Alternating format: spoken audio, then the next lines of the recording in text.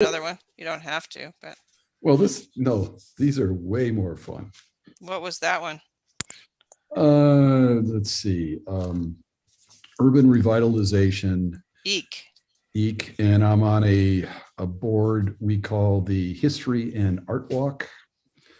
So we are giving money out to two artists, sculptors so far to create work. The work has to stay there for 2 years. It can be for sale or not. And, it's on a pretty busy street. So that's, kind of a good thing. We'll see. Yep. But there was, city people, Yuck. city planners, that crap. So Yuck. Yes, Yeah. I'm familiar with them, but I try to stay away from them. Yeah, I much as know. possible. I'm silly, but my goal Brown- this year is to brown. get off one of those boards. Brown nosing scumbag. Brown nosing. Well, yeah, that's how brown nosing. Well, you get to know the players. Oh yeah, for sure. I know I'm being such a judgmental bitch, right? Oh, I know. Good news. It's What? okay. Live. I We're live? remembered to bring my iPad, and so I verified the YouTube, so we're live. Far out, man. So, because it was weird, I was at my house and I went live a couple times to see if I could fix it, and it was working fine. But now when I came over here, I'm at my mother's house, and it wasn't working. Now it is working because I was like, I'm bringing my iPad just in case, because that's what it said I needed last time. So, cool. Oh boy. All right, this one's done now for now. So I can Let's put it- see, Oh yeah, we got to do our do, meditation thing. Yeah, do that. I need that. You need that? Okay. I need that. we all You're gonna need do that. some. All right, cool. So I can do it Sure. if you want, or you can do it. I did it last week. Oh, it's up to you. It doesn't matter to me. All right, just close our eyes. Put your feet flat on the ground, and turn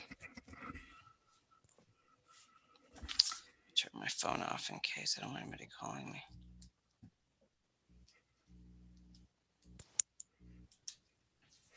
And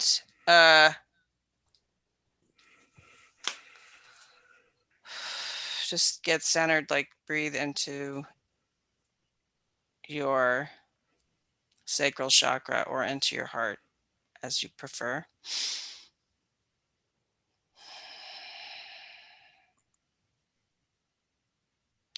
We'll just do some breathing, I would say breathe maybe a count of 5 in, 6 out. A few times, like maybe 5 or 6 or 7 or 8 times.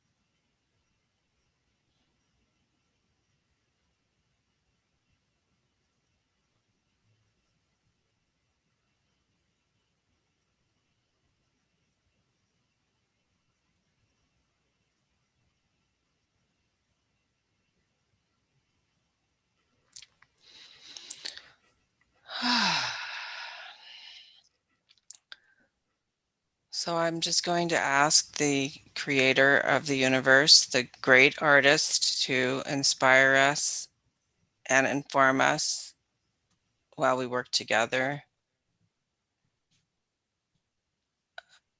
to bring energies of positive change for the highest good of all concerned. And so it is. Back over here so you can see what I'm doing when I get started here in a few minutes. So the Yes, ma'am. topic is truth versus perception. My truth versus the truth. Hmm. So truth is objective, meaning it is based on the principles is not based on the perception of human beings. Truth is objective, meaning it is not based on the perceptions of human beings. Yep.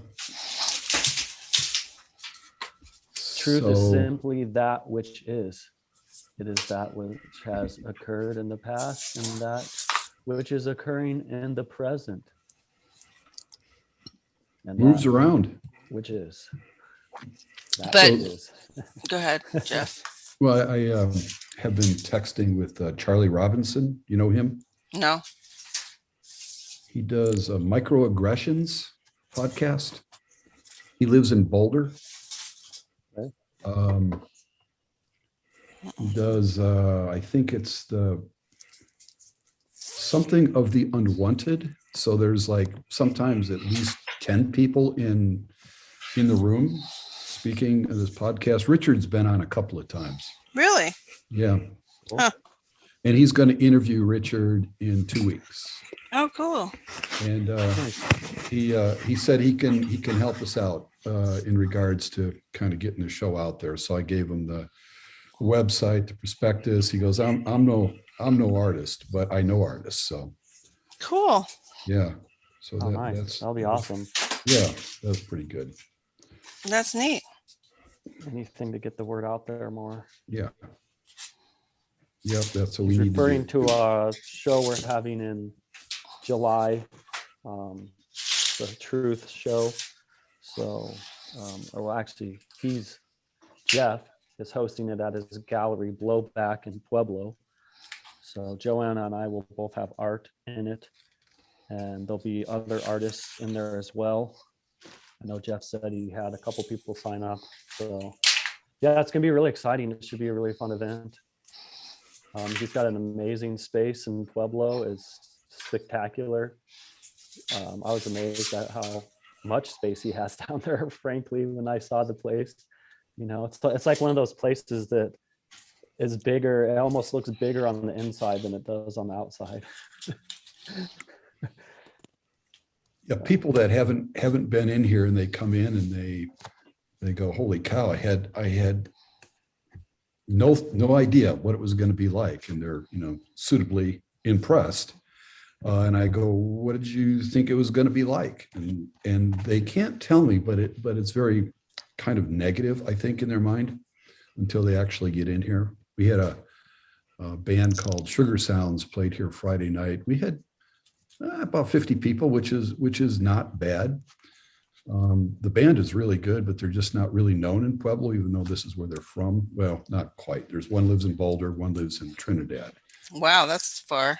Yeah, and they're on tour right now, and they're also part of. So the band members that were here Friday in Sugar Sounds is a 3-piece, and they're drummer, piano player, and guitar player, lead singer. And they're in another band called the River Arkansas, which is a lot more known around. And they toured about a month and a half ago, and they were out for about 15 nights, I think. So, Wow. but they're really good. They're really, really good. Rock and roll. Yeah, it's indie rock, I'd say, Cool. whatever that is. Whatever It's that not is. hard rock. It's not heavy metal. It's accessible. It's fun. So I just need to warn y'all that we're doing our scape group Yeah. here at 6. So when they come Oh, no in, worries. then I got to check out. But, We know. okay, just let You're me know. aware of that. That's awesome. We know. Yeah. We know. We still didn't We're get glad to anybody have else. you. We didn't We're get glad to anybody. have you while you're here with us. You're there for me as a place to go. Yeah, it's cool. It's cool that you have that. Yeah, it's pretty fun. We've done some interesting things. So the maestro has something up his sleeve for our next performance. He'll unveil it later. Nice. So you guys, what you do, like perform for each other, or what? What do you do? Do you practice stuff that you're going to So do? we practiced a little bit, and we did a show. Let's see, two openings ago, and I may have told you, but I'll do it again. If you guys say I heard this already, I'll stop. But so there was 7 of us, and there was an opening of 4 artists in the big space. And so we all kind of stationed ourselves in front of a painting. And then we started screaming at the painting and calling it names. No, I've never heard this before. Oh my God. We were calling it names and getting, kind of agitated. And then we kind of stopped at a mark that we had preset. And then we pulled out these transistor radios out of our Yes. pockets Yes. and extended them. And we would go through the channels, not letting it rest at any channel for more than, say, 5 seconds. So there'd be spoken word, there'd be newscasts, there'd be religious, rock, sports, the whole thing. And so we would rummage through the stations, and then we got together at a predetermined spot, and then we would start to make sounds with our mouth, some humming, some yipping and yang, and it was pretty fucking animated. And then we did that for about 5 minutes, and then one of the guys just started to gag and just got really red in the face, and he was spitting, and he just fell down in a heap down on the floor in front of the stage.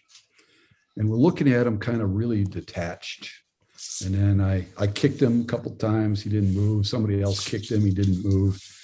And then we just kind of walked out of the room and underneath the between space. And we just hung out there for 2 minutes, and we left the poor guy on the floor out cold. Was And he then really we out came cold? back and said, He no, was really he out wasn't cold? out cold. No, he's just. But he had a lot of people fooled, I think. Oh wow, that's crazy. He was really good. Yeah. And then That's we all good. came out and to the applause, and we bowed. Wow. And that was it. That's Yeah. neat. Yeah. So it's going to be, something like that. We've done some other crazy things where we put on hazmat suits. We painted them all with fluorescent paint. I have 2 black lights. And then we all had microphones. And so we all kind of chanted and did our thing in the mics. And then we walked off the stage. That's So, neat. yeah. It's fun. Sounds like it's fun. Sounds really Yeah. fun. Yeah. And weird. Very Yeah, but weird, yes, but it's cool. definitely we want weird, Yeah, that's very That's what you're cool. going for.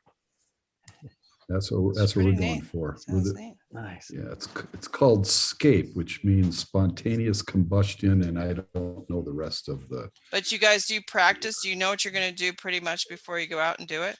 We kind of knew what we were. Yeah, I mean, it isn't like completely locked down, and everybody needs to know exactly what they're doing. It's kind of like a general outline that we practice to, and then we go, okay, we're good, and then we come up with certain things that each one of us can do, and it's just amongst ourselves, myself, their self, and then we do that, and then typically ends kind of at a predetermined time. Cool. That's cool. Sounds neat. It's pretty neat. So out of the group, I would say, We can expect a surprise at the show. Are you going to do something at the Sounds show? like possibly. at Truth, there's definitely going to be some scape going on, and hopefully lots of That's other good. things. That should be. You know, it's funny Yeah. because that you should say that because right at the beginning of the scamdemic, I go to this place pretty regularly, and where other people gather, and we were there doing our thing, and this one dude shows up in a fucking hazmat suit, and we thought it was a joke. We thought he was joking, and we were all laughing, and then we realized he was serious. Oh wow, the poor And guy. we were like, "Oh my God, you've got to be kidding me! This guy really buys into the whole bullshit thing." Yeah, That's in our pretty group, there's three of us that are, very awake, and then there's one guy 2 weeks ago. I haven't seen him since. He goes, "I really like Fauci." I go, "What? Why?" He saved my niece's life way back when, so when he was the AIDS guy.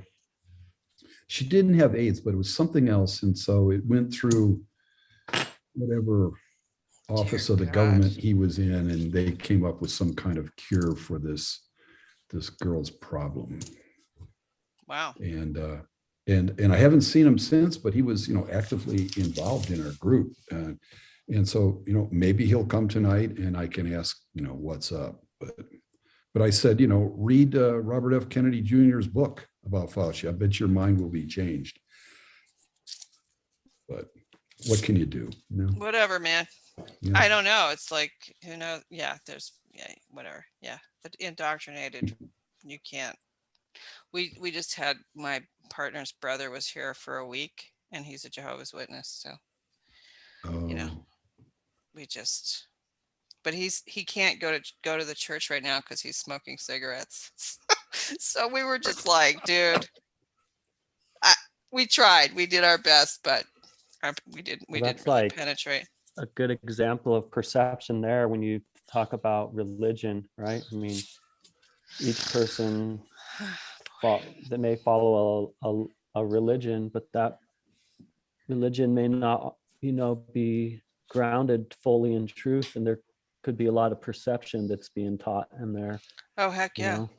Well, I read, and then different religions have different perceptions. Fritz Springmeyer wrote, when he wrote that 13 Illuminati bloodline families, you ever read that? So he goes into how the family that, I can't remember the family right now, but it's the ones who created the Agent Orange, which became Monsanto. They're the ones who created the Jehovah's Witnesses.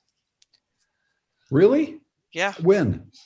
Oh, I don't know. You'd have to go back and look. Sometime it was around 1870, I think. I think it's pretty new. But yeah, they created Scientology. They created Jehovah's Witnesses and possibly the Mormons, just to, occupy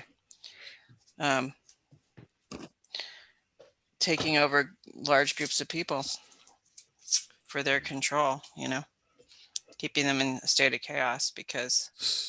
Do you know the book Under the Banner of Heaven? No. It's a John Krakauer book about Mormons.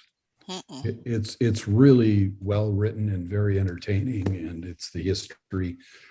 And Joe Smith is the guy who created Mormonism, and he's from the East. I want to say maybe Maine or New Hampshire. Uh-huh. You ever heard of the Angel Moroni? No. Okay, so the Angel Moroni, on lots of tops of Mormon churches, there's this gold figure with a trumpet, playing this trumpet, and that's the Angel Moroni.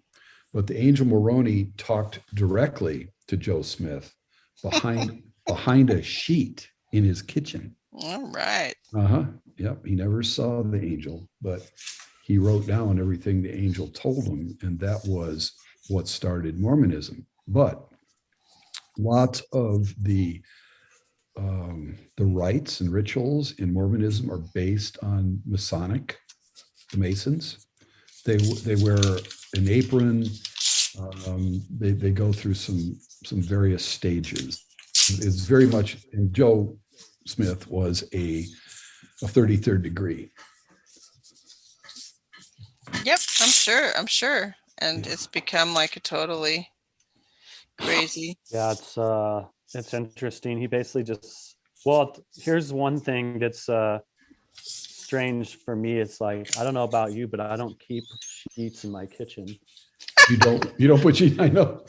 I don't keep my sheets in the kitchen. Maybe just coincidentally he had washed the sheet and he had to put a line up and he just put it there, and he happened to be on one side and the angel was on the other. I mean, it's all a bunch of hokum. I mean, Dude, it's just, hokum that's true. But you know, the word angel, this is where I get really, the word angel is an EL word, which goes back to the Elohim, which is the ancient Hebrew 72 faces of God, or 72 aspects of God.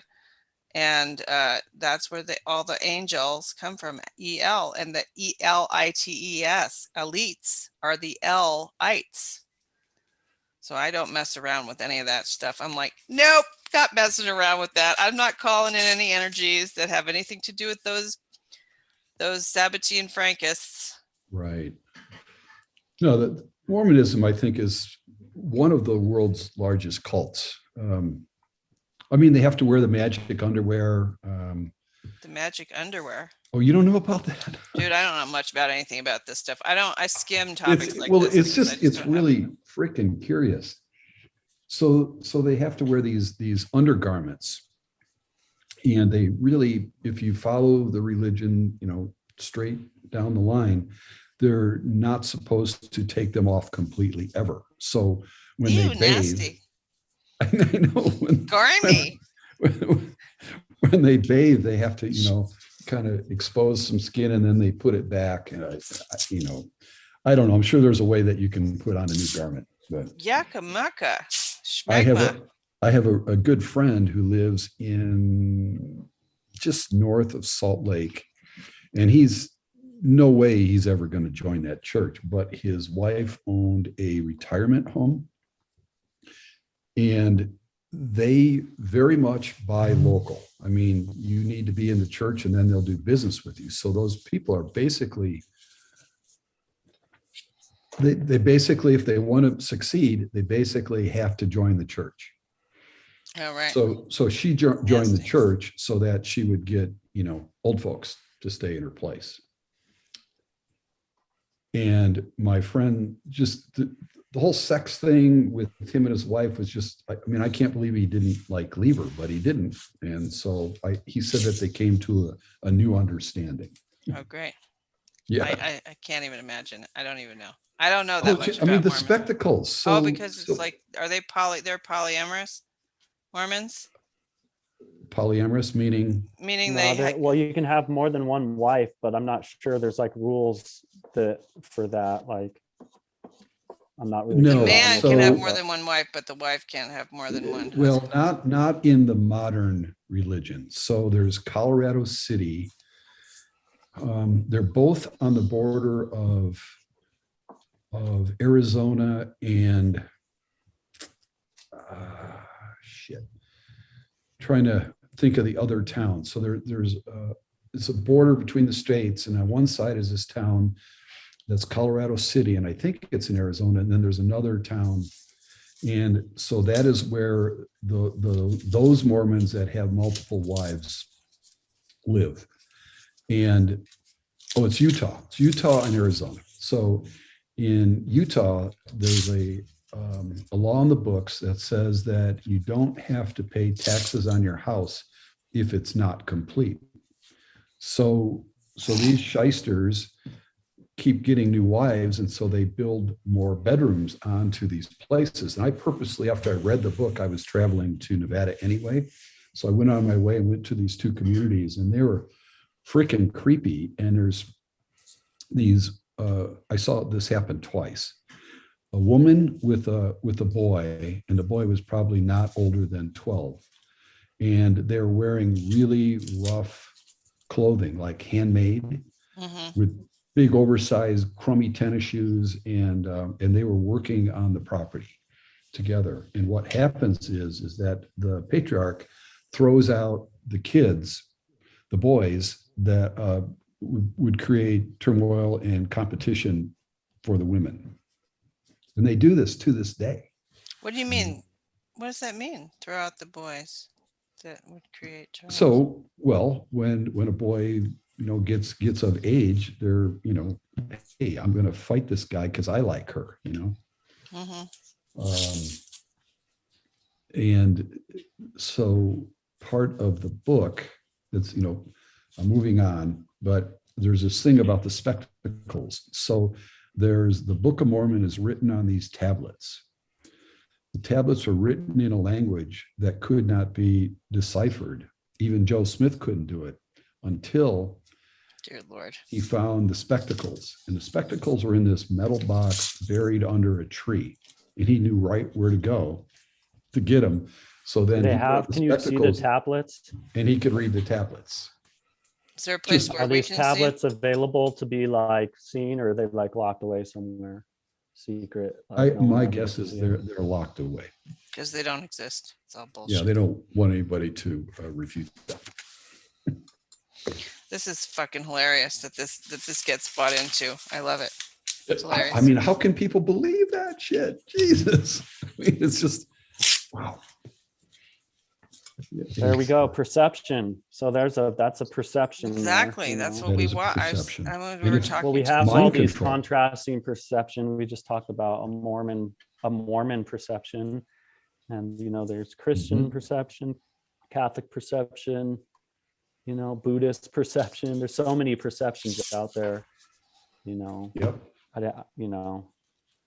I mean, even when you You can say keep what naming 'em. is, even when you say like the truth is what is, it's like what is from somebody's perspective on it, but how do we know what really is, because we only have our perspective on it? You know what I mean? Sure. And that's why pretty hard. individual truth moves, it changes. I think that part of it too is just like the objective truths are like kind of like the constraints of the reality we live in. Like, I mean, gravity is an objective truth, right? Right. And so that's one of the constraints, or maybe not even constraints. It's just like one of the laws of this reality.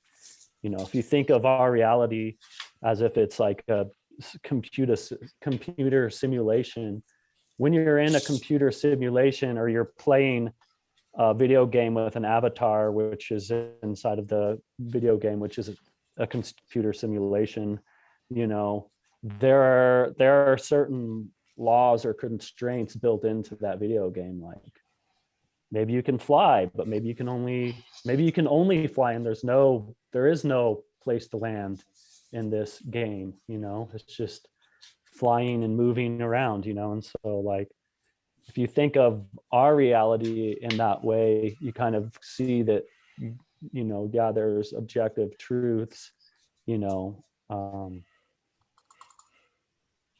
like gravity and certain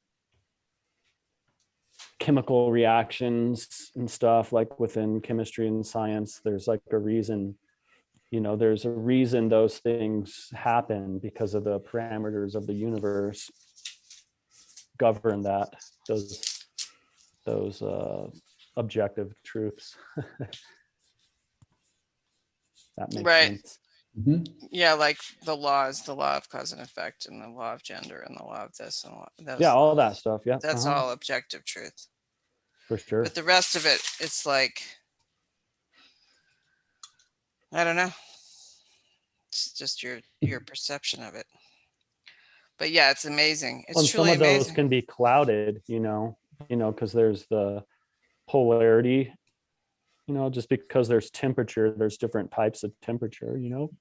A temperature itself is an objective truth, but there's still like a wide range of temperatures that are all objectively true in their own Right. respect, but Right.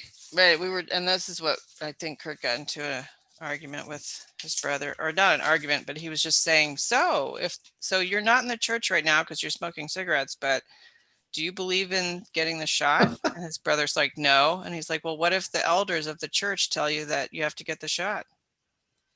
His brother didn't know what to say to that at the moment. I mean, I was like, I'm going to look it up and see if the Jehovah's Witnesses are like saying that the Bible says you have to get the shot. Like, where have they, because he told him today that they don't even read the freaking Bible themselves. They let these quote unquote elder humans interpret it for them. God help you. I mean, oh my Lord. It's so vile. It's just so vile. I'm like, nope, not me. Nope. It's just, but it's amazing. It's truly, truly amazing to me. But I mean, I can see where it'd be nice to abdicate my responsibility to another person. Sure, that would be great. But that's basically a total violation of natural law. To give someone else the authority to make those decisions for you is abdicating your inalienable rights. that's just weird. I mean, which is totally violation, which so right there like shows blindly just like follow and believe something like that, in my opinion, is like just, I mean, satanic. I guess if it's the only thing, I understand why it happens, but it's like, it's just weird to me that like you could just blindly believe something. Maybe it's just people are too afraid to like step out of that, because Well, it's like that Plato's there's shadow stuff thing. built into those. There's like promises built into those like religions, like, oh, if you're good and you follow everything we say, then you're going to go to heaven, which is debatable whether that's really a thing or not, Right. Yeah, that's somebody's Yeah. truth. Somebody, I mean, who knows what happens when you get out of Or here? is it You might just anyone's go to truth? another goddamn planet. We might end up just going to another planet like this one, or maybe coming back here. Who knows? I mean, it's not like, it's not like I might think to myself, shit, I don't want to stay here anymore. I'm gonna off myself, but I have no idea where I would go if I did that. And we all for sure. we all say, oh, I can't wait until I get to heaven or whatever. It's like, really? How do you know what's there? How do you know that? Maybe it's about making the best of what's happening here, because you have no idea what the heck is coming. So Right. I mean, They waste their whole time on this planet thinking about the future. Right. What a waste. Yeah. Yeah, it's amazing. But I mean, I can see why you would do that, where you would be in that much like confusion and pain that you would do something like that. But I feel for highly them. conditioned, just super highly conditioned. Yeah. Not how you would fall question. into that church. I mean, my cousin is a Jehovah's Well, Witness. sometimes your parents just bring you into it when you're a child. And then if that's your main exposure and you latch onto it, you may never branch out. I mean, some kids are brought into it as child, but they branch out. They see like the greater world. They find out that there's other religions, and then that there's other, and just seeing that, like that there's other religions and they have different ideas of what happened in the afterlife, to me is like, okay, so no one really knows what happens in the afterlife, because there's all these different interpretations of it. How can there be, that many different interpretations of an objective thing that happens to you when you die? Right.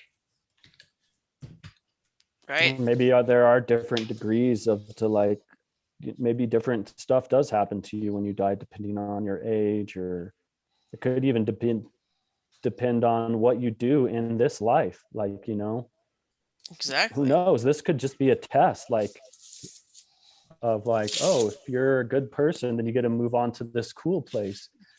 if you're a bad person, you get to go to this suckier planet, you know. Or you get to I come don't know. back. Come back Or you here. get to You come do- back. You get to do it over because you did it wrong. Yeah, who knows? I mean, it's like that's Yep, we'll find out. you could talk about that all day. We'll you find know? out. We'll find out. Not, Everyone whenever. will find out eventually, you know, but Yeah. Yeah. Yeah. Life and death. I mean, that's objective truth. That's what for is. sure. Yeah.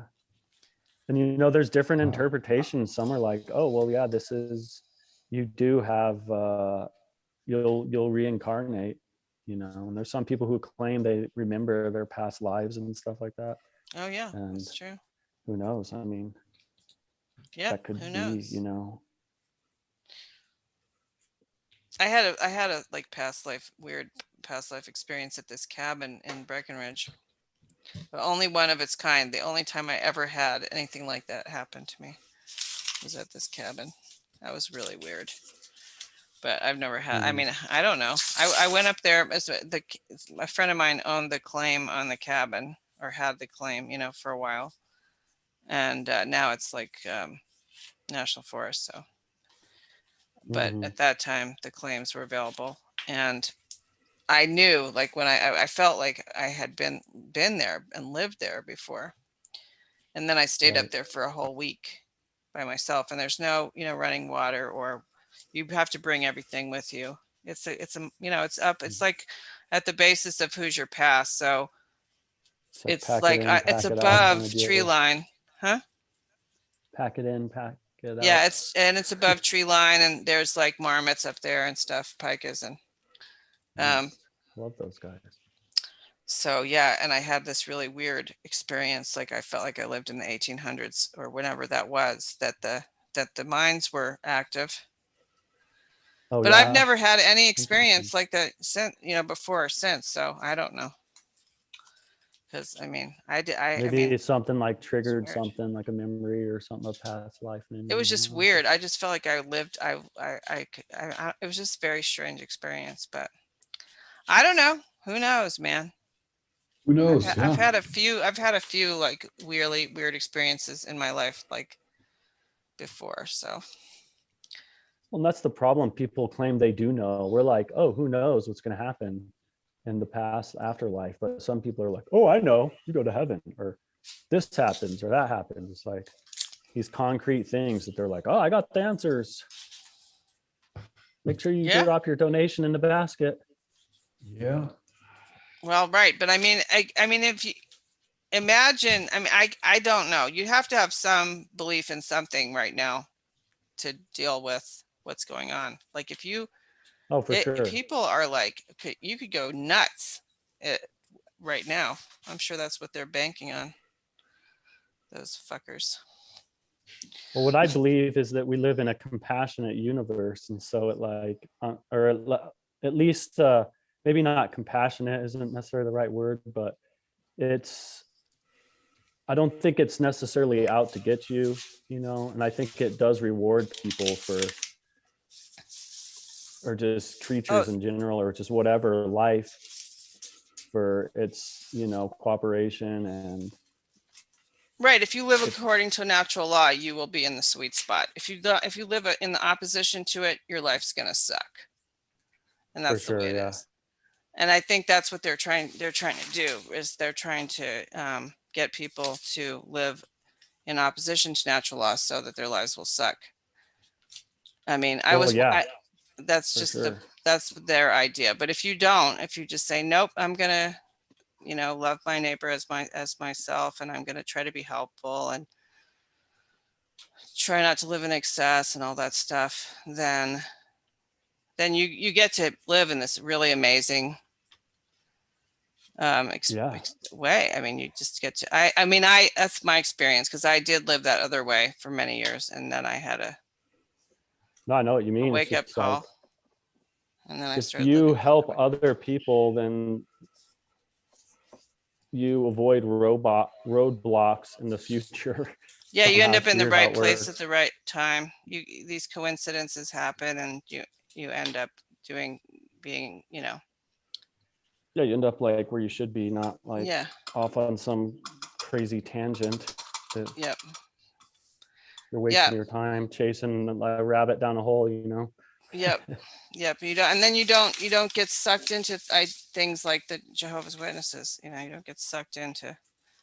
Like I noticed most people who buy into stuff, like who continue to buy into, like, say, the voting system thing, right? Lied Yeah. are people who lie to themselves, like people people who people who buy lies lie. Like, you know, I mean, to me, it's like, really, you're believing these campaign promises yet again? How can you believe these Again. things? And yet it's because these are the type of people who don't tell themselves the truth. So if you believe lies, or if you lie yourself, then you will believe lies. It's kind Well, of they like, believe, well, the funny thing is like they believe in this authority, right? That you're supposedly voting to help guide this authority, allegedly, right? right, And so you believe that, but what they don't realize is the authority itself is the punishment, is one of the punishments for not living in line with natural law. right, Because you know, if you have bad apples out there, then all of a sudden you justify the need for authority. Whereas if everyone, you know, behaves in a way that they don't harm each other, then you don't need authority, because there's no one needs protecting. Not that the authority can No. necessarily protect you anyways. oh, speaking They of usually which, show up late, you know, did they I usually tell show you up guys, after the fact. speaking of the authorities, did I think I sent you that law thing, right? Let me read this to Jeff. He's gonna love this. You're gonna love this, Jeff. This happened last week. It was it showed up on social media. It said, Oh as of yeah. tomorrow, when SB 271 misdemeanor reform bill becomes law, people like you and I will only be able to rely on people like you and I in these situations. Theft, burglary, trespassing, violent threats, and many other offenses which used to be crimes will no longer concern the police. The danger in the streets of Denver could very well become severe overnight. It's not the DVD's fault. Their hands are tied by the lawmakers who introduced the bill and signed it into law last July 6th. So therefore, all those things I just mentioned, the cops are not going to be, which they already haven't been doing it, but they're not going to respond to any calls. And then they publicized it, so the criminals all now But know. why don't you read those back to me again? All Okay, you mean the things yeah, okay. Hold on. that they're not responding to. Burglary, trespass, violent threats, and other offenses. Okay. Really? So that's Burglary. basically, so wait, that, okay, rewind a second. Other offenses, what the hell is that supposed to mean? Well, I mean, that obviously, so that wasn't, you know, that's not the law. I could, you know, I'd have Well, to yeah. look it up. Oh, it's just they didn't list all the That's an ones in the art, thing didn't, you read. no. Okay, I get that. But yeah, no, but so like, let's see here. Pretty much every single one of those things theft. is, well, every form of client crime is theft. So yes, but every one of those things always happens before the police get there, right? Right, So right, if someone burglars you, the police get there after it happened, right? And right. they're just like, well, yep, Well, we'll so it keep our eye happened, on some pawn shops, or right, but maybe you should keep an eye on some pawn shops, you know. well, but it But actually like now they're happened. like, oh, that's a waste of time, so we're Yeah, not we're even not gonna, doing it anymore. See, we're this is not what, doing that. like we had our neighbor, we had our neighbors on the right side had tools stolen out of their truck like 3 weeks ago, and the neighbor on the left side had their truck stolen a couple weeks ago, and they drove after the guy that stole their truck, and they passed the cops, and somehow or another they were like, they talked to the cops and said, aren't you going to follow the guy? And they're like, no, we're not going to follow him. Yeah, they're probably like screaming out their window, "Hey, look, that dude just stole my vehicle. Go chase And they're him!" like, And then the "Nope. cops are like, "Man, Yeah. whatever. No, we we're don't not. care." We're just here to get revenue from you guys. That's our job Like, now. why don't you start speeding and then I can pull you over? Yeah, exactly. Yeah, they would more likely pull them over for speeding than To catch their yeah. stolen vehicle. Yeah, so I mean that is an amazing see, that's shows that those laws Yeah, are that's redundant ridiculous. because it's a violation of natural law to do all those things, and so we didn't really need the cops to do that anyway, right? But since we don't have we have you know, we don't have the right to carry And then there's openly. one that you said that like they're not even going to respond to threats Threats of violence.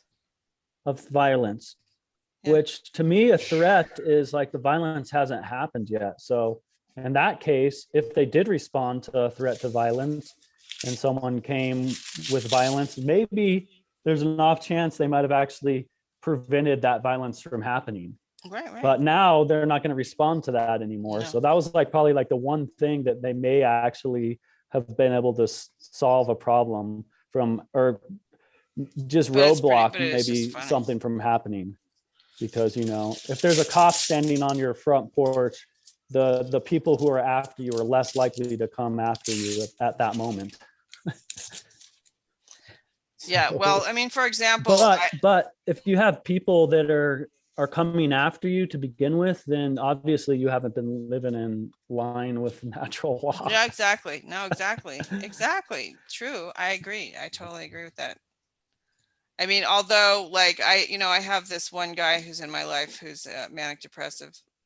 He's got schizoaffective disorder, kind of. I mean, he's like really, he's a product of MK Ultra. His father was a CIA crew chief, so he was basically sacrificed to the CIA.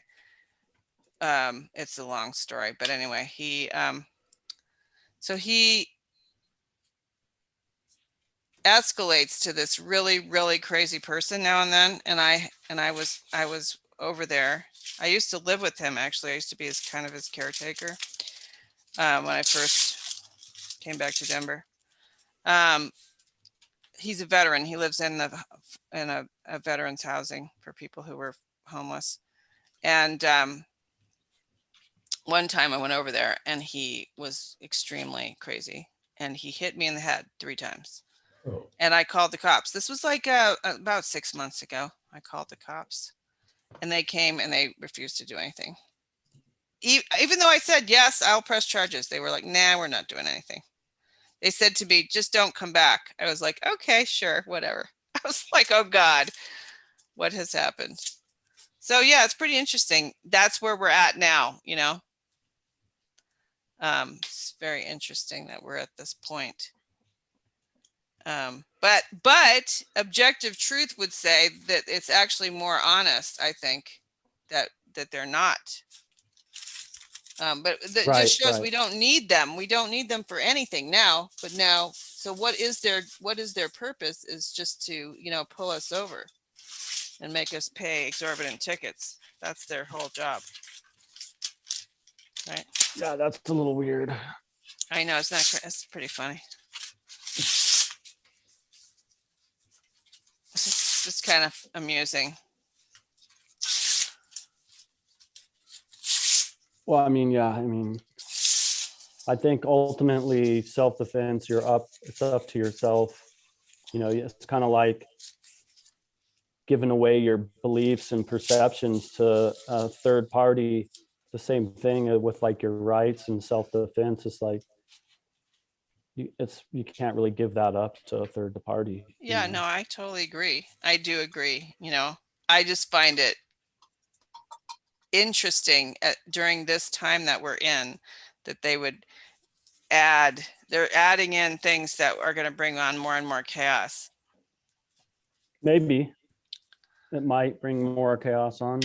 Because I mean, people who don't know about natural law are just Which going to is become most more and people. more, yeah, most people are just would just become more afraid. Yep. I wouldn't be surprised if gun sales went up since that happened. Yeah, I'm sure. I mean, yeah, it's just kind of funny. Just because people are like, oh no, the cops aren't going to protect me from trespassers anymore. I better get a firearm, which is actually a good thing. They should probably get a firearm. Sure. Should be able to If protect they themselves. can control themselves, I mean, that's the problem too. There's a lot of people that don't have the self-control to own a weapon like that, you know? Yes, I'm And one of those so, people, so I won't be doing that. I um, mean, well, I'm not going to say. I'm not going to be carrying it around. I wasn't raised with them. I was raised in, extremely left family.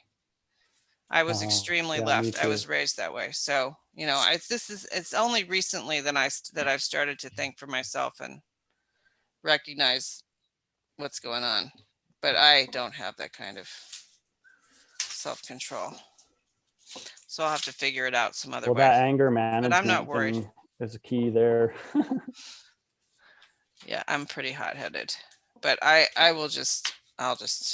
not going to worry about it. I'm not going to worry about it. Same to me, that's the same kind of thing as the scamdemic. I'm like, well, I've been See, fine to up till me now. too, is like if everyone, lived a moral life, then you wouldn't need the firearm anyways. Right. So I'm going to try to continue living by natural law, and then I will be in the right place at the right time where I won't be in that situation. I will be protected.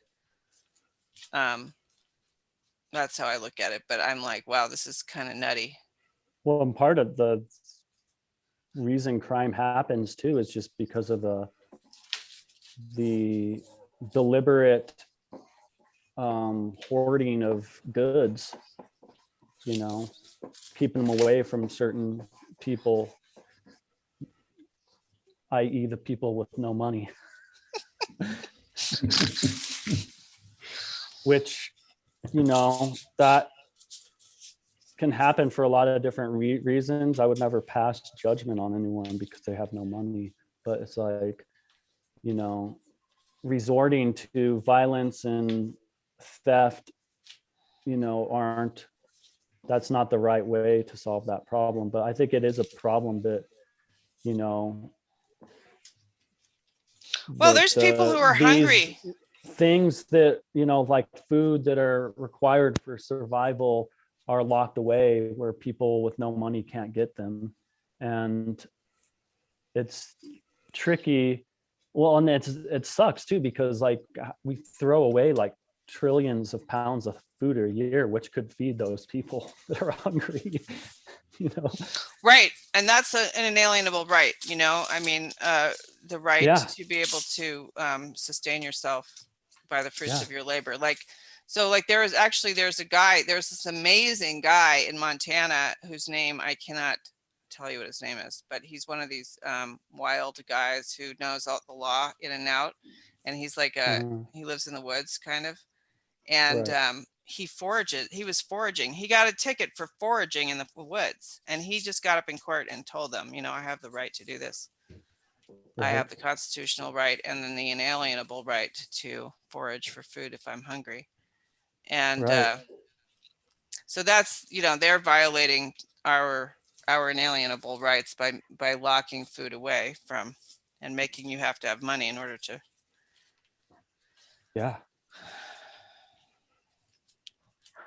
get food. So Costs money to be alive. You could have a garden What'd you and say? have food for free and stuff, whatever. It costs money to be alive. I mean, yeah. The taxes, the fees. That's what they want.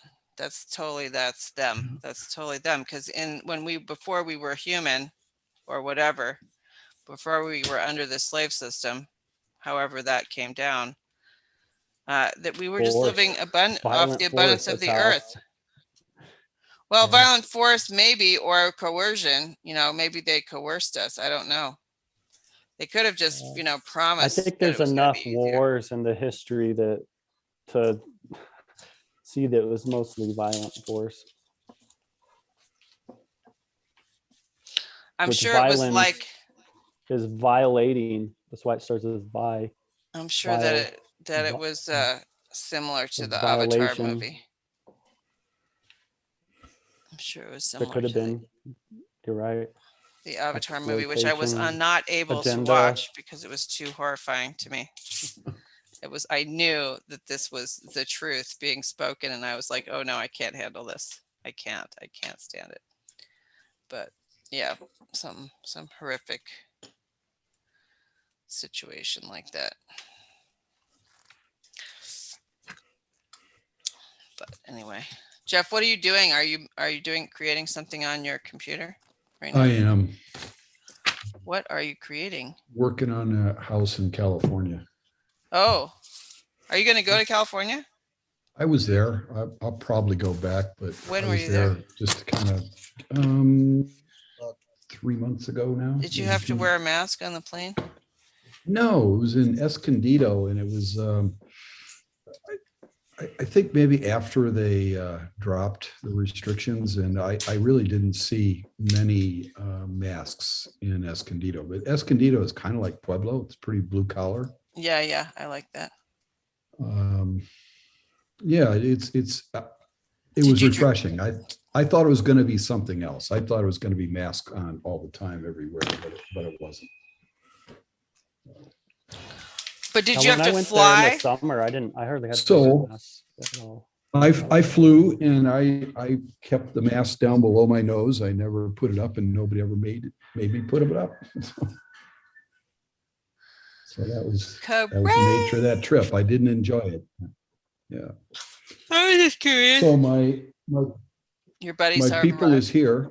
all right. There's one right there. Maybe I'll put my computer in there so you can watch us. But Oh, that'd be cool. Yeah, if you want, you can mute your thing, or if you want to leave it. yeah, going, that's I would just However. mute it, and we'll. Yeah, that'd be If neat. there's something, All right. if there's something that you think you want us to hear, go ahead and unmute it. Okay, I will. I'll just pick it up and move it in a bit, and I'll let Yeah, you no know worries. dropping. All right, Sounds good. cool. Hanging. That's fun. All right. All right. Bye. See you later. Bye. Bye. So, truth versus perception. Truth versus perception. Yeah. So, yeah, let me just think about that for a second. Why did I Working think on that? I was thinking Um, about that because the food co-op is really starting to heat up, and they had me do a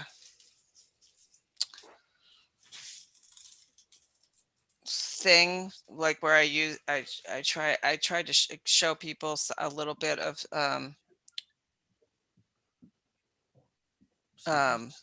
actually, that's kind of good. formal consensus, and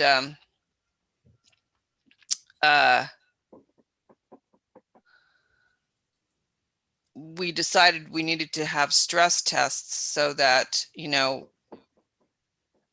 we don't get surprised, because we know that just because we're getting along right now, that's not going to last. Eventually we're going to have a big blowout over something, because that's just life, and we need to Right. have some experience with that. And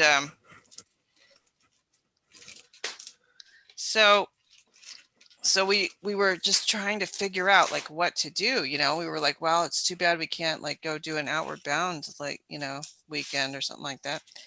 And then this girl came up with this idea that we would just kind of clear after each meeting. We would do a clearing thing where we would go around and say if anybody pissed us off or whatever, and talk about it. And Oh, yeah, that's good. yeah, man, it was fucking great. And I'm thinking this is really going to be interesting, because Well, that's good because it builds transparency, and if there's a problem, then it gets addressed. And Yeah. it's like an open forum, where it's like, this is when the time when you're supposed to bring this up. So it's like kind of structured in a way that there's maybe a mediator, you know, because the rest of the group's there and the rest of the group may not have that problem, or some of the rest of the groups does have the same problem, you know. And Yeah. so that can definitely be very beneficial to a group Yeah. like that. Yeah. I sure. mean, In and fact, there's, I was go ahead. that dude Rupert Sheldrake talked about these retreats he went to. I think it was when he was in college and stuff, were similar. They do these like debate retreats, but then they had these like ceremonies where they would have a, you know, an open forum when you were allowed to say, you know, the problems you had with others, and then the others weren't. It was kind of interesting. It was almost like the autonomy, how like the whole thing where you present your stance on something to someone, and then they take that, digest it, wait a day, come back, and then do their rebuttal after they've had time to really think it out and get out of defense mode, because people are so defensive, you know. It's like, but having that is a good way to like resolve conflicts before they turn into like a real conflict, I guess.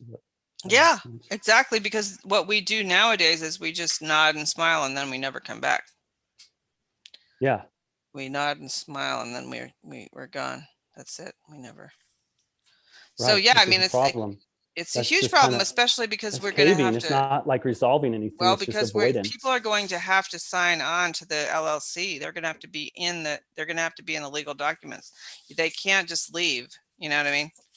Right. And so in order to do that without creating chaos by demanding that they be bought out or something like that, we really need to start having these experiences right away, you know? Oh, for sure. Yeah. And man, I was really impressed. I'm like, oh, good. Well, I really look forward to this. This is going to be good, because this is exactly what is missing from society, because we're just not allowed to say our point of view. We just bend ourselves into a pretzel to try to We just have to accommodate like people. pay attention to, they just want us to pay attention to what the news is telling us to do. And that's this point of view we're supposed to have, versus having a thought out point of view that, you know, is based on, Right. But I mean, reality. that's why we don't get along. We don't, part of what is causing the division is that we don't know how to get along with each other. We don't know how to talk about stuff that's difficult. I mean, that's all. No. So yes, I'm psyched. I'm really psyched. I mean, that she just came up with it. We were like, so it's been me and this other woman and her husband, who've been are the only people who have been there from the beginning. And I'm not going to be on the LLC because I'm not going to be at a public LLC. I told them I would do it if it was a PMA, but I don't know if they're going to do a PMA. They might, but so, but I'm still there as like an advisor or whatever, or somebody who's been there from the beginning. I've done a few things for them that were pretty good. But yeah, every week it's a new group of people. It's so freaking weird. Like, people come and go. Like, we had a Zoom call where there was some psychopaths that showed up and tried to get their way. That was a trip. I told you about that. That was last week. Yeah. Well, amazingly, the next day, the psychopaths showed their true colors and tried to get their way. And we were like, no, we're not giving you your way. And they were gone. Now they're gone. They were gone. Maybe.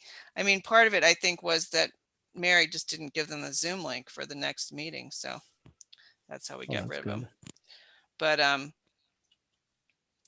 But yeah, I mean, it was pretty amazing, you know, but who knows who these new people are. We really don't know people or how they behave when shit goes down. How many core people do you have that are consistently showing up? And like I told you, there's only 3 of us who consistently showed up. I mean, there was this one lady that showed up. Well, it's me. I can't be in the LLC. They need, because it's a couple. They don't want to be in the LLC together if there's not other people They don't Uh-huh. want to be a husband and wife team in the LLC. They want Right. more people. So So it's this basically week, you and a husband and Sunday, a wife. Sunday, there was 11 people altogether there. We'll see what happens with Okay. those people if those people show up again, you know? Right. But now we have this way to diffuse any potential problems. And there's shit that goes down already that's gone on that's I've brought up directly to the people that piss me off, Right. which that's because that's what I Rightfully, do. you should do. But yeah, I mean, I know that other people were disturbed by this stuff, but there was no forum for them to talk about it. Uh-huh. And people just don't Now know there how is. to bring stuff up. Yeah, it's really cool. So, Quite and cool. sometimes people just need permission to bring stuff up like that too, like Oh yeah. this solution you guys are coming up with here, because sometimes people are afraid, shy, that maybe they're an introvert. And so they're not just going to blout out like you might, you're more extroverted. You're just going to blout out something that bothers you, or you're more likely to than Yes, I will. a lot of people, And so that being said, like, it's like, if someone who's more introverted has permission to do it, now they're like, oh, okay, this is the time when I can say my bit and be heard.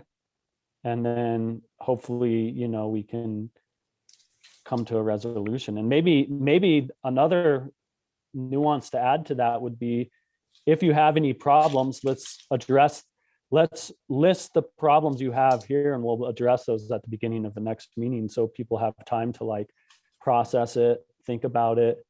Oh, I can see how this is a problem, I don't know. Well, actually, I don't think we're going to need to do that, because there's people there who know how to do somatic therapy, and they can just get us to do it right then. Because the thing is the thing is good about this, that I think is really good about it, is that you don't have to wait until the next meeting, because by the next meeting, people might get intimidated and not show up ever again because they don't want to deal with the confrontation. And if we just deal with it right then, right after it's happened. Yeah, right as it's happened, it'll get or done. It'll just get as done. it's brought up, we'll just taking care of business. Yeah, I mean, to me, it seems really amazing. Like, because I thought we were going to have to do it. I think that's great. I thought we were I'm going to glad have that to do a woman brought special that meeting. up. Yeah, it was pretty cool. Sounds like they're that couple that you are starting this thing with. They're pretty sharp, so they've got some good ideas and stuff. So that's good. Well, this person was new. She wasn't. Oh, okay. No, and that was what was really good about it, because the woman, it's the woman who's part of the team that started it is an obnoxious bitch. I love her, but she's an obnoxious bitch, and she's going to get confronted. And I'm like, good, because I've been confronting her, and she's been getting pissed at me for confronting her. But I'm like, you can't get away with this behavior. I'm saying to myself, and I know other people have been offended by it and have not come back because of it. And nobody ever confronts her, I'm sure. And now other people will have that opportunity to do that. I'm sure that they will. But but it wasn't even her that brought it up, even though she is a somatic therapist herself. It was another person, a neighbor, who brought it up. And I was just glad about that too, because we had the open-mindedness to be able to hear some information from someone outside of our little. Yeah, that's great. Click or whatever you want. Well, we're just like, I mean, the thing about it that was fascinating was that the husband and wife have been avoiding this stuff the whole time. They've been avoiding solidifying the group in this kind of a way. It's all been practical stuff, and I've been like, oh my God, we have to do this work. This is like one of the most important things is figuring out a way to not have to rely on humans' charismatic nature to lead us. We don't want tyranny, but like say, take autonomy, for example, like, no masters, no slaves, but people generally give Richard all the power, like he's the daddy or whatever. He's the master. And But I mean, he is also, it is a class, so that kind of lends itself to that too. But it's true, within the but it'd be neat community, if it it's would be like, nice if there was places to learn that stuff. Like say there's people in there that are so bossy and obnoxious that you just have to run from them.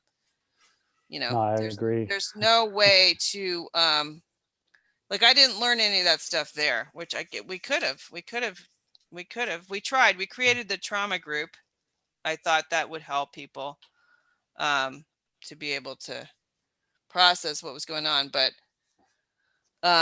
yeah, there's all kinds of shit that went down. Remember that thing went down with Ryan, that guy? Were you there for that? That's kind of Oh, how I yeah. got that job from Leah, because Leah and that guy went at it. They went at it, and I was I like, remember what the that. hell is going on here?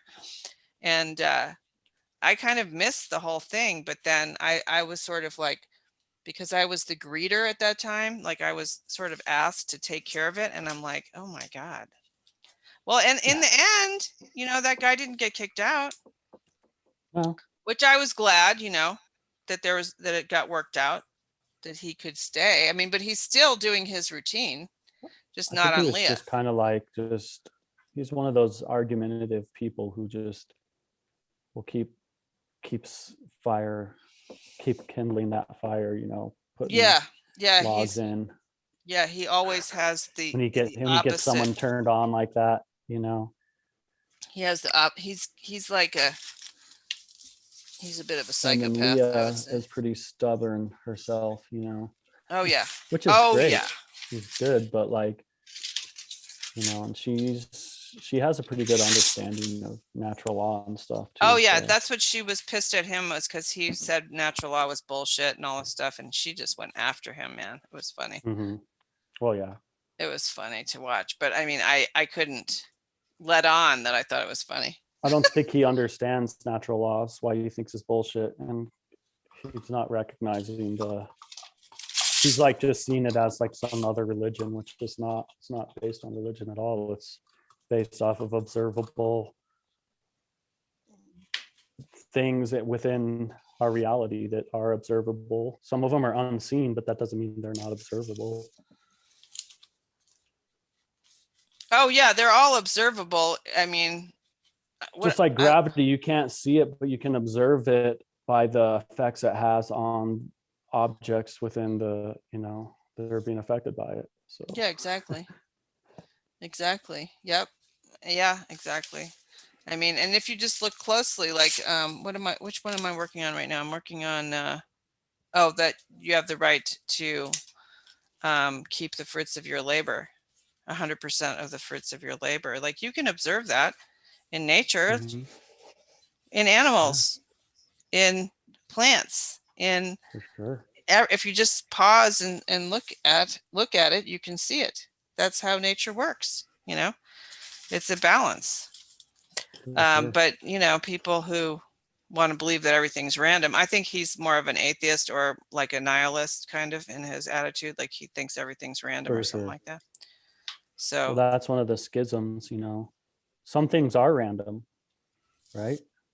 I don't know. And I don't know that they are. I think that they're not really random, but they appear to be random.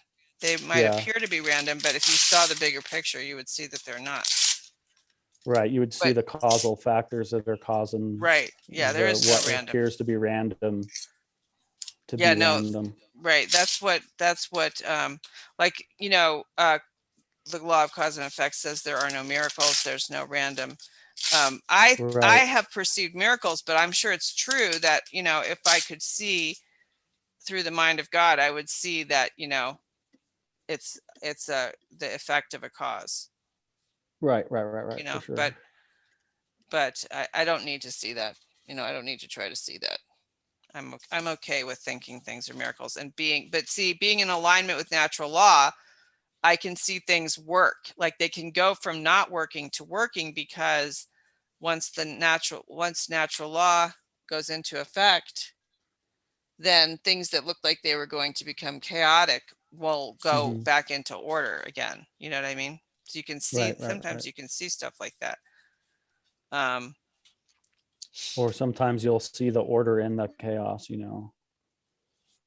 almost right. like when you're like video editing or animating and you're compositing like 10 different things that you animated onto one composition, like kind of layered over each other, like maybe Mhm. you have a head is animated on a different layer than the body, and like it's chaotic because there's all this stuff going around on at once to animate this character, but it's really just, you know if you break things down, you can understand that chaos, how it's operating and stuff. It's Oh, for interesting. sure.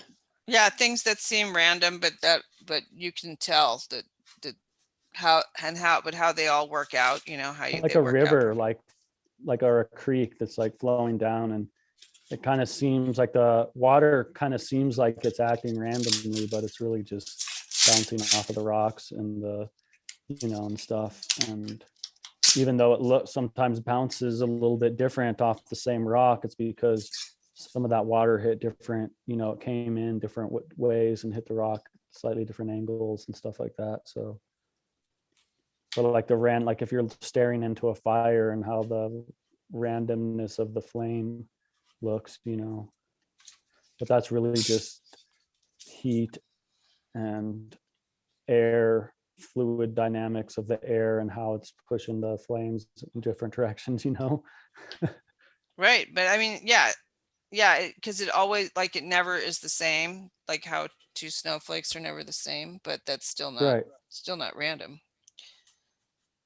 Yeah. That's just part of natural nature, sacred geometry, or whatever, how It's that just the works. way that they coalesce together in a unique fashion based off of the conditions. Maybe it was windier over here, so the snowflake looks slightly different than that one because of the different environmental conditions. It's interesting. Yeah, I mean, speaking of which, for a few years, I don't know how it is in your neck of the woods, but we haven't seen real snowflakes. I haven't seen a real snowflake at all, and I was thinking it had to do with geoengineering. But this last snow, Could be, yeah. there were actually real snowflakes, and I was like so happy to see them, Could because have it to do with reminded just the me. pollution too, that they're getting deformed Yeah, they flake were just ice crystals. It was like it was globules. going right to that study of, like, by Emoji, Dr. Emoji, Hmm. that guy, or whatever his name was. Dr. Yeah, that was his name, something like Emoji, right? That Japanese doctor who studied water crystals. Hmm. That they were like, chaotic. They were ice crystals and not in the beautiful design. For years, Kurt and I would notice it, like even in the mountains. When we went up to the hot springs, they would still be ice crystals, and we were totally bummed out. And then this last snow, they were back to being snowflakes, and I was just so happy to see them. I was like, oh my God, this is so. But I thought to myself, what caused that? That's some unknown causal factor that allowed us to see the beautiful Hmm. snowflakes again. Because I don't think there's been much difference in the, Suncor has all those permissions to dump all those horrible chemicals every night, and I'm sure that's a Hmm. big part of it. Could be temperature too, and just how long, because if there's a lot of pollution, I could see that like as the snow's forming, it's getting lumps of pollution in it, which is going to make it not look like a snowflake probably. Or even as it's falling, if they're lumping together, if it's too much humidity, then, or it's not cold enough or something, then they kind of like will lump together and they won't really be nice crystallized flakes. Like if it's really, really cold, maybe too. But yeah. Yeah, that's just something. But I just thought it was interesting because it was during the worst time, that the worst of the worst time, they were not forming into beautiful crystals. And then we got one storm this past. I'm not sure if Jeff, it looks like his camera froze. Not sure what happened there.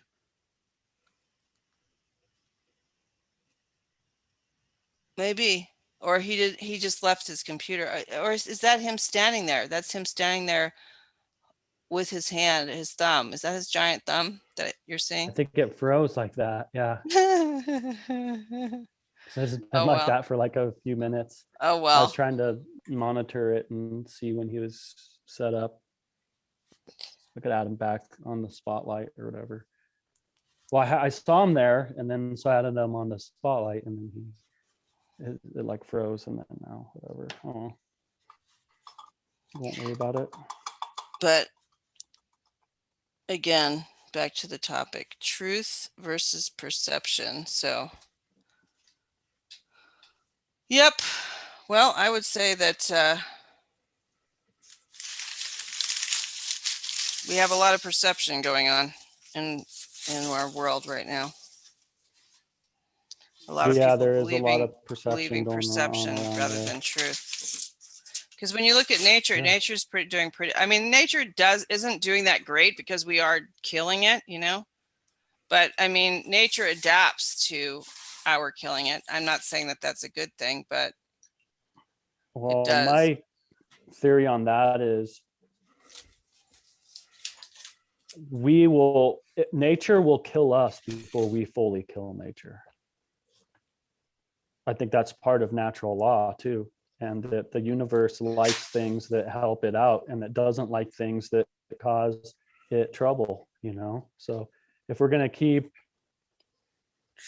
thinking that we're above nature and that we're above, you know, natural law, and that we can supersede that, then we're going to continue to have problems and probably drive ourselves into extinction, which the extinction might be that transhumanism nightmare of downloading people's thoughts into computers to achieve alleged immortality within a computer, which seems just totally ridiculous in my eyes. But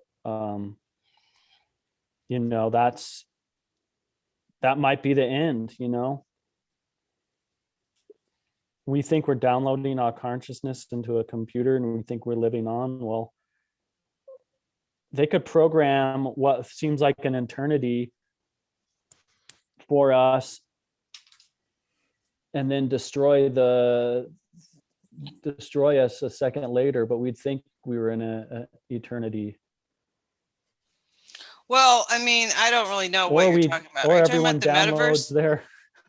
everyone downloads their consciousness into the computer, and then there's no one here to take care of the computer, so it just dies eventually. Well, right. I mean, I guess the idea is that they think that they can make the computer into a immortal entity like somehow. a universe or something. Yeah, I don't know. It's weird, but good luck. So like if you download yourself into a computer, what happens when the power goes out? Well, that's a good question. That is a very good question. I mean, but so is this the metaverse that you're talking about? Or what? Is this this is just kind of like postulated like theory of like if humans go down that path, it might be the path to our own extinction. Might be. Well, come on now. Sounds definitely like it would be. But sounds like, you know, it sounds like we'd be attracting a meteor to hit the earth so that we would just die off. I mean, that's the kind of thing. I'm not sure that they really realize, like, I'm sure they know this. They know this probably because the darker they go, that we're going to attract some kind of. Well, that's another theory of mine too, is that they know, or like some really powerful elite people know that there's a massive cataclysm that's going to happen in the next 10 to 20 years. And so they're exploiting as much as they can. Yeah, they're partying as hard as they can. That happens. But Right, I'm but not saying that's really a thing that's going to happen because well, no, but that's one I of the don't think it theories. is. But That is one of the theories of the Sabbatean Frankists, is that um, they want, quote unquote, the Messiah to come. And so they basically create as much immorality as possible to bring that on. mhm. And instead of simply trying to live morally, they want to make it so corrupt so that it forces um, that Messiah to come, which, is ridiculous. I think it's ridiculous, but that's I what, think it's they are ridiculous. Sabbatean Frankists. That is their religion. So, but here's the other thing. Maybe there really is no Messiah.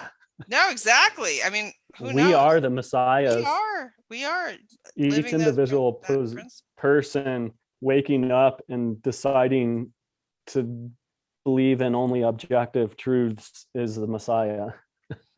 Well, I mean, I don't know. I've had interesting experiences with certain names of God banishing demonic forces and stuff like that. So I really don't know for sure what about that, but I don't believe that I can say, well, I'm just going to wait for Jesus to come back and save us, and I'm just going to act any old way I want until then. No, I'm not. I don't buy into that. Well, You there's know, all these like some people postulate all these like fancy protocols, like you have a ghost haunting your house. Well, I have to charge you $2,000, and I'll come in there and we'll get that problem taken care of for you. what? And they'll get the spirit that's bothering the person to leave or whatever. But usually what happens is, and they might use a bunch of fancy words and stuff, but you don't need any of those fancy words. All you really have to do is tell the spirit to leave, and ask. And if it won't leave, then you just ask for help from the creator of the universe, and usually that will work. I have no idea. I've never been in that situation. I do know people who live in haunted houses, and I'm just like, I don't know how you live in a haunted house. That would be horrible. I wouldn't want to live there. I've been. I just can't imagine what you would do about something like Yeah, that. I've heard accounts of like people who supposedly can see these spirits that help get rid of them, and they just basically Really? that's all they do. They just ask that. Usually they just tell them to go, and if that doesn't work, then they ask for help from the creator of the universe, and then that usually takes care of it. They don't use the vacuum cleaner that the Ghostbusters used. That No, hand. no, they don't. And suck it They up don't into use the that. suck it up into that like handheld vacuum cleaner. If they use that, then you're probably got a scamster. Actually, you probably could use that. That would probably be a symbolic metaphorical thing that would actually work too, probably. If you have, it's like, because I think it's mostly just about intent, and with those weird spirits, I've noticed. I don't know. I mean, I only have been, like, I was at this place in Broomfield, or is it in Broomfield? I think it's Broomfield. That was a farm at one time, a big huge ranch, and it's turned into a convention center now, and it's definitely haunted. Oh my God! I was doing helping this guy do DJ this wedding there, and oh my God, it was so haunted. It was so freaky. I was like, oh my God. Sometimes the ghosts aren't mean though, too. They Sometimes they didn't want people there. They sure as hell didn't well, then want it those to are be. probably mean ghosts. They Then did not like it. They didn't. I mean, I thought it was those were pretty sad. territorial ghosts. Well, Then. they did wreck the place. Like, it was a beautiful ranch house, and now it had been turned into this commercial venue or whatever. And they were not happy about it. Yeah. And then one time we stayed at the Hotel Colorado, but I didn't even know it was haunted. And I found out later, and I was like, oh, if I had known that, I might not have gone. But Was that the one in Glenwood? yeah. Yeah, I stayed there before too. Yeah, they said, people go there on ghost tours. I was like, oh God, no, I wouldn't have, if I had Mhm. known this, I wouldn't have stayed at this place. I just stayed there because we were doing a convention there. Close to the hot And springs. yeah, we went to the hot springs. That's what we were doing something else, but we went to the hot springs. But I didn't know that it was considered haunted. But um, yeah, that whole thing, That's another thing too, is like just the fact that you are considering something haunted will make it haunted. I don't In some know ways. that place in Louisville, I did Almost like not if you, know was haunted. I felt it like like yeah. the electricity going through the Uh-huh. his equipment was crackly and we couldn't get it right, and then I went in the back and I felt like I walked into another time completely. It was Why very don't you weird. just burn sage or something like that? Won't that I work? don't know. We didn't have any sage to burn, but it wasn't it was fully staffed. Like we weren't really supposed to, we weren't really supposed to do anything Mhm. like that. But I don't Right. know. I didn't. I just experienced it and was like, oh my God, I'm in the middle of this. No, I mean I was on I went to this place, this road in New Jersey that's called a haunted road in New Jersey, and basically people had done a lot of rituals on that road. It Uh-huh. was terrifying. Of course, I did it. I went on there on purpose because I wanted to see. Oh my God, it's fucking scary as shit.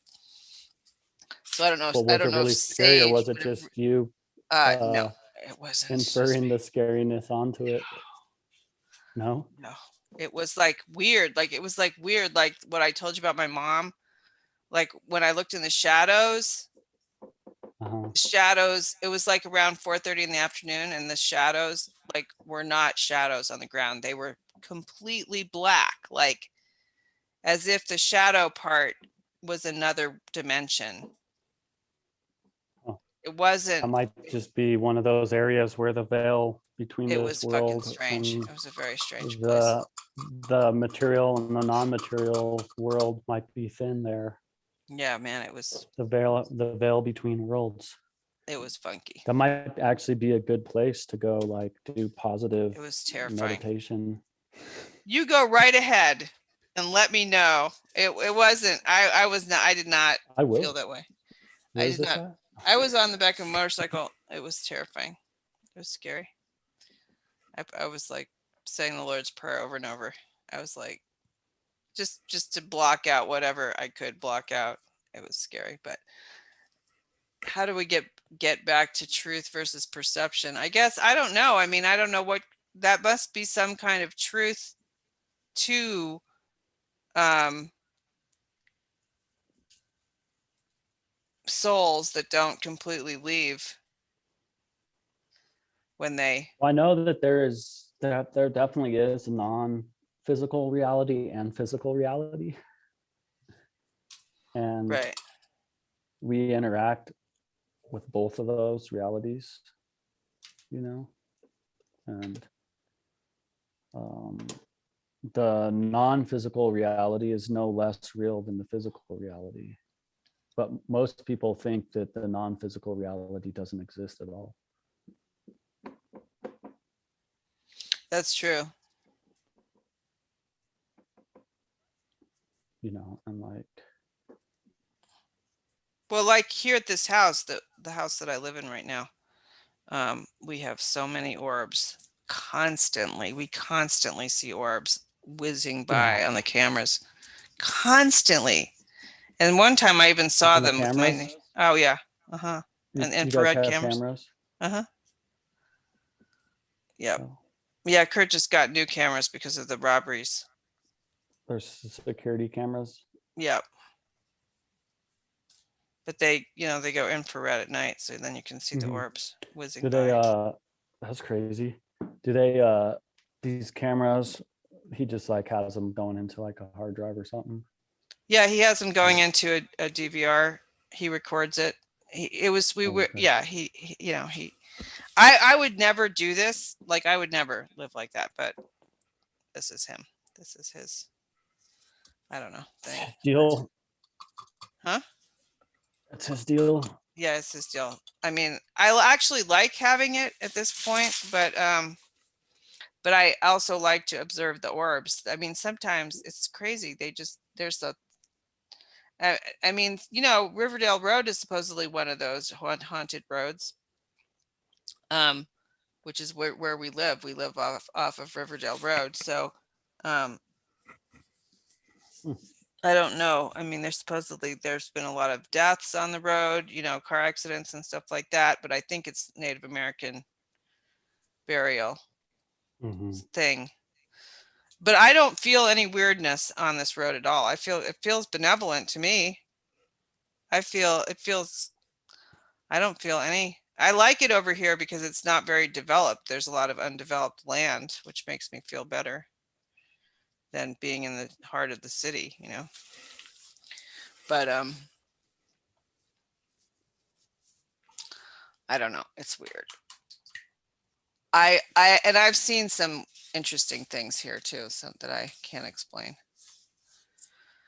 So yeah, I tried to actually interact with that other world because I think that's a lot of where creative ideas come from, For sure. you know. Definitely. I know, I forgot who it was. I think it was like one of those inventor guys. I can't remember his name, but they used to sleep with maybe it was Thomas Edison used to sleep with or he used to hold a coffee can full of coins while he was going to sleep. And then like when he would fall asleep, the coffee can, he'd drop it and it'd make a bunch of noise and wake him back up. And it's because he said he had his best ideas for his inventions, like in that state when he was like right about to fall asleep, kind of like in between being awake and then asleep. Yeah, I know So, this. I know where that is because that's how I know I'm falling asleep is when I start thinking really weird things like that things that don't really happen. And that's when I go, oh good, I'm going to sleep now. Thank God. When I start having those thoughts, but that's interesting that he did that. I don't know that I can identify with that. I mean, but it's like there's people that are like, and this is kind of going into like when you go to sleep and you're in a dream, you actually are in non-physical reality. One version of it, because apparently there's multiple layers of non-physical reality. But anyways, when you're in that dream, like people, there's accounts of people who get lucid within their dream and then they can like heal themselves. oh really? Like there's like some lady had like a tumor like in her arm or something, and she was like in her dream she was braiding her hair, and she realized that something about braiding her hair was like felt different or something in her dream, and so she realized she was dreaming.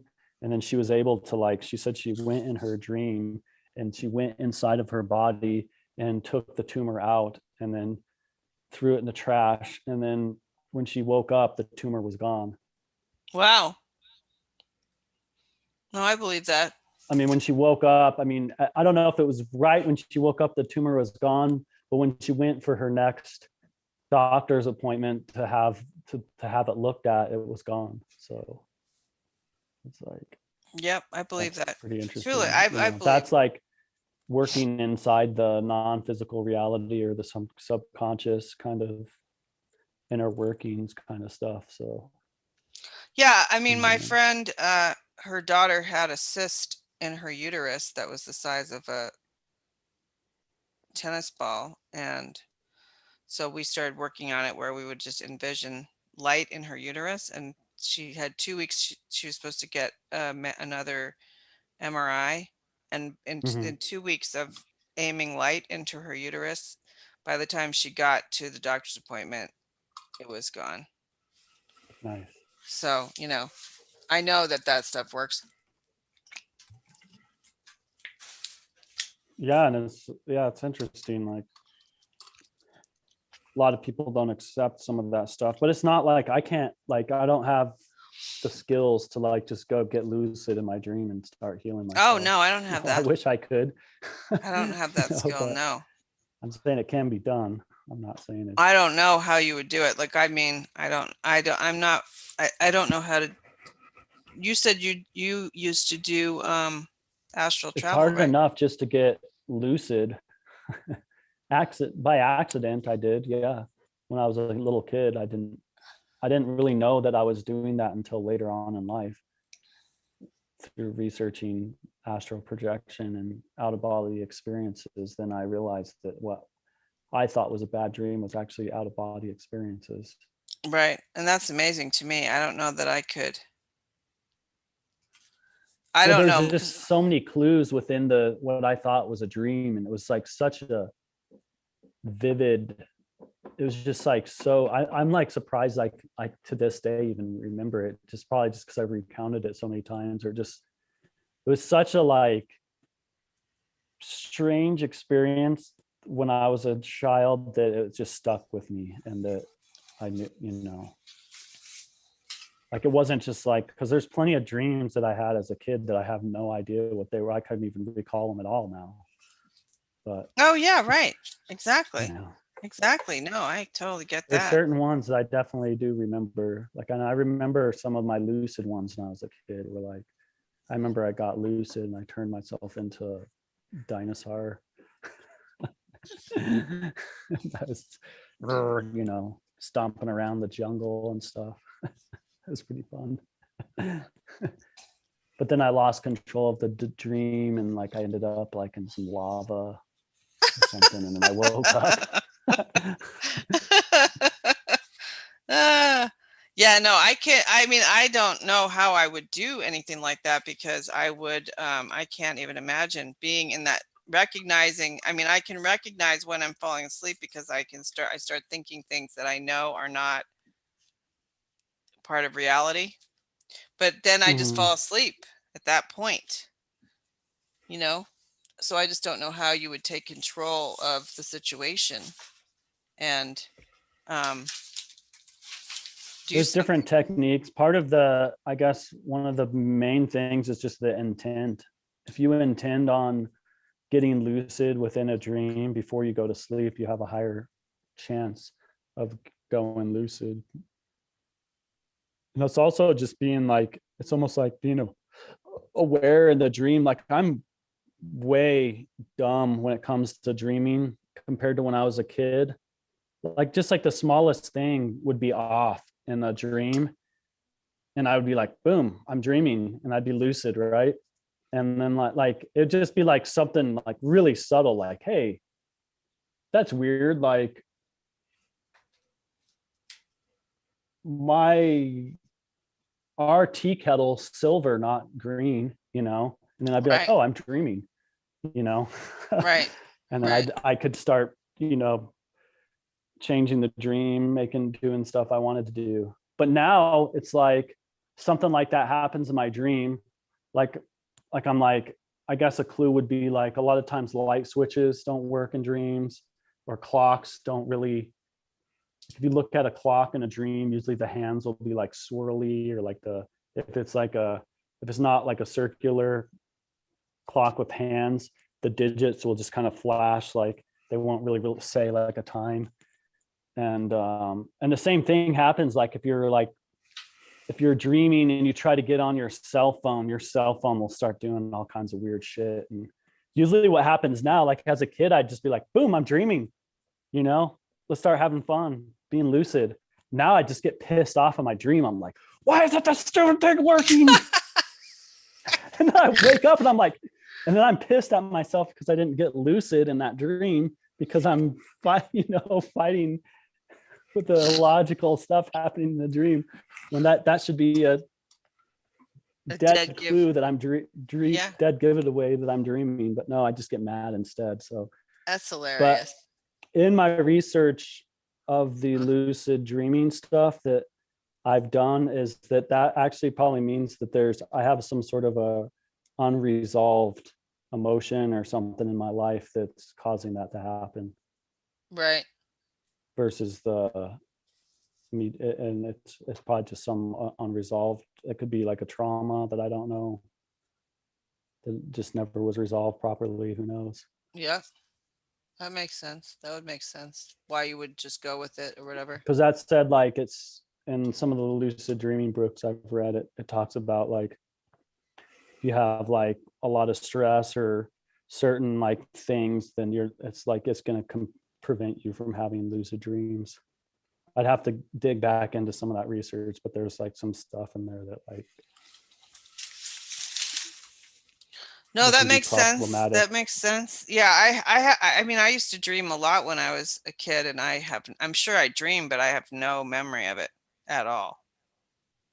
And even that, you His know, it's like the camera's step unfrozen. one is just having the Look, his intent camera to unfroze. remember your dreams. Oh, Zoom, cool. zoom. That's His bad. camera unfroze. Put them back up, add them back into the spotlight here. Don't really see them doing anything. That's Are they okay. sitting around They're doing some? sitting around having a meeting. We'll put them back Interesting. on here, so if they start doing something cool, we'll see it. Yeah, I don't know. I mean, I've tried to get back into the dreaming thing, but I mean, a part of it has to do with how late I go to bed. Oh my God, I stay up so late doing art now. Well, and that can be a problem too. Is to like if you're like too tired, then like you won't. You'll be in too deep of a like you'll be deep in a deep sleep where you're past the like REM dreaming sleep or whatever. Right. Or maybe you're in the, I don't know. I don't know. I don't know. There's different levels of sleep that you can go into, and that can cause stuff. And even like drugs can affect it too. Like if you smoked weed or something before you went to sleep, that can affect it. Definitely. You're probably not getting lucid if you did that. I don't know. Or some people say that you can, but you're going to go to a different part of you go to a different, like if you're stoned while you're asleep and you go into a dream state, you go to a different part, a layer of non-physical reality than you would if you were sober. I have no idea. That's so interesting. But no, I haven't. I think I might have had a dream recently that I remembered, and it was like one of those dreams that, you know, where you're naked in a crowd of people. One of those, you know, oh my God, dreams. Oh yeah, yeah. Like I know, like that's about it. Too, you can.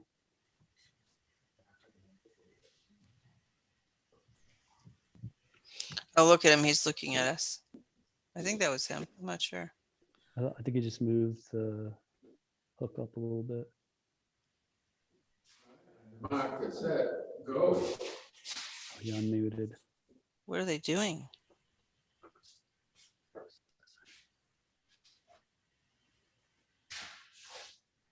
Hello?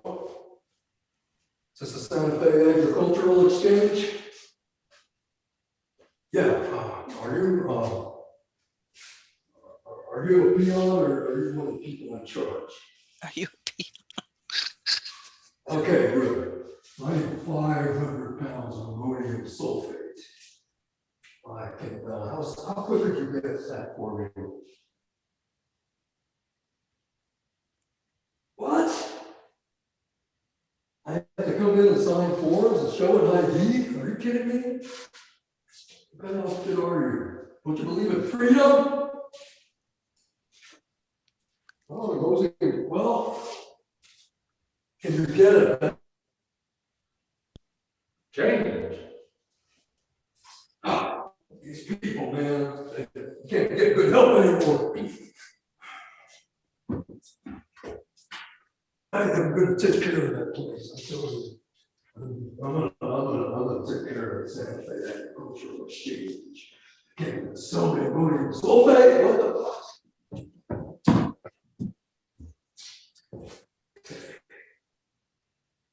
Oh, it's like they're having a meeting. Who's gonna get it first? I don't think he's coming back. what? I don't think he's coming back. You don't think he's coming back? Really? I don't think I was gonna come over. small. But, let's see. What the hell is this? Is there a person wearing a mask in the fucking group? Hey, get none of here. God, I don't think I can tolerate that. I'd find that intolerable. We got one more minute. Oh, change. I thought. Redeem yourself. I don't know. There's still another 40 seconds.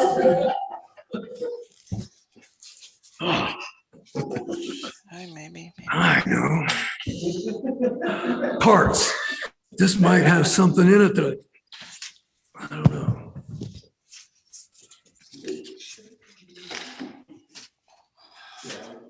Just maybe like that. Maybe I should. Well, I'm not getting anywhere. Maybe I just around it all. That's some action. How I should kill all those other people. To me, it sounds. It's like an improv group or something like that. I wouldn't. It's not my thing. I would they're not. working on their surprises performances. Like Yeah, maybe it's That kind of must like have like a weird flash mob kind of thing. sounds You know. like it. Maybe that's what I should do. No. Because I want to make it go. I don't think I'll. This thing isn't drying fast enough. I wanted to dry it so I could paint it, but it's not drying. Well, obviously very unmuted it for a reason there, I guess. 'Cause he Well, you was could muted mute it. You before. could mute it if you wanted, right? Oh yeah, I can. That's kind of interesting, though. I told him to unmute if he wanted to do something. So It's like they're like a old beatnik flash mob. yeah, it's cool. They're just giving us a taste of their. That looks like they're rehearsing some stuff. Maybe, who knows? Yeah, Pretty cool. it's pretty We'll good. let it I roll, like it. we'll let It's it roll weird. for a little while here. Yeah, for sure. I mean, it's pretty interesting artists. I haven't seen anything like that in a really long time. Yeah, it's kind of New Yorkish to me. Mhm. I haven't seen anything. Denver's so. I don't know what I've seen of Denver. It's just I wouldn't think that would be happening because it's too commercial. Denver's so commercial. Is that the guy crawling back on his hands and knees or something? Go ahead, Jeff.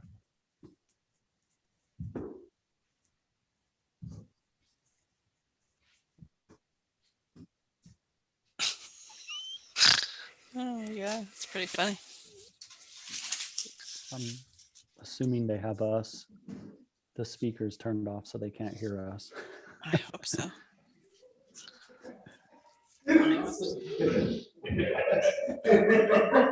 And change.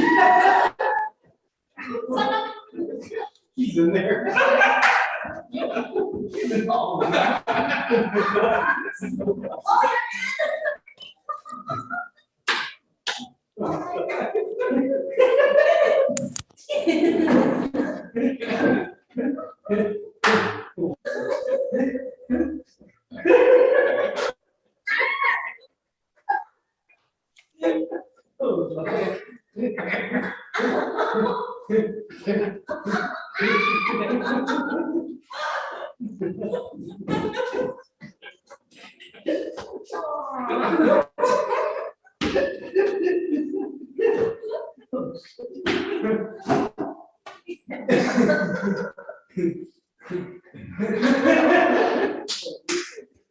Having some fun over there, it looks like, at least. What?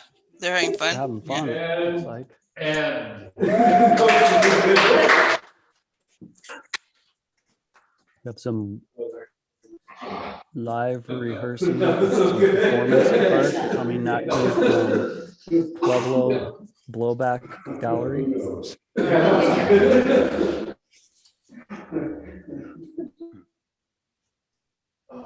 It's pretty funny.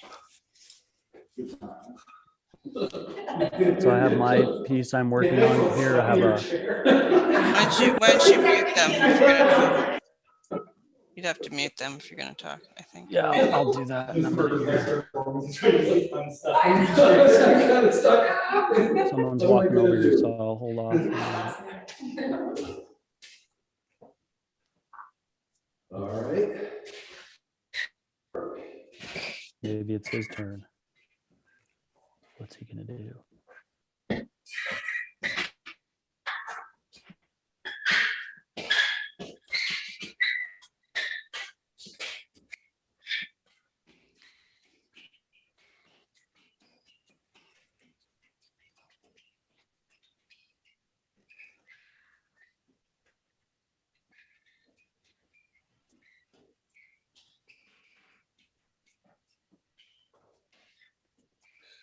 Squeaking the floor.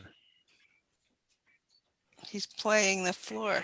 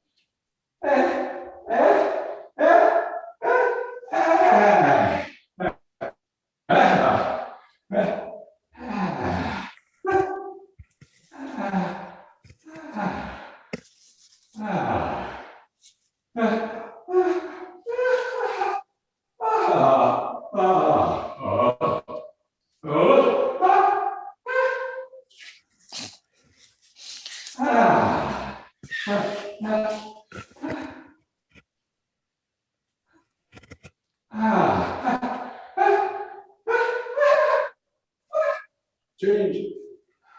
Oh, change. They say change. What's gonna happen next? From Blowback Gallery in Pueblo.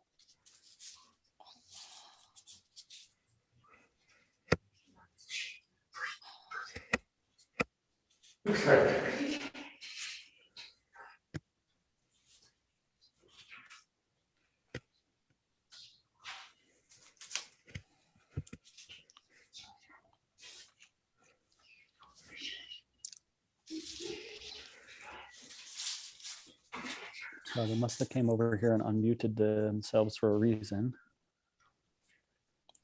Did they unmute themselves? Well, they were muted, and so you said Jeff was coming over, and then that's when they became unmuted. So Oh, really? yeah, I mean, I didn't unmute them. Oh,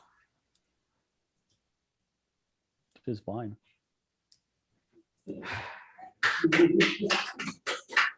Okay, that's a performance there. Musical feat.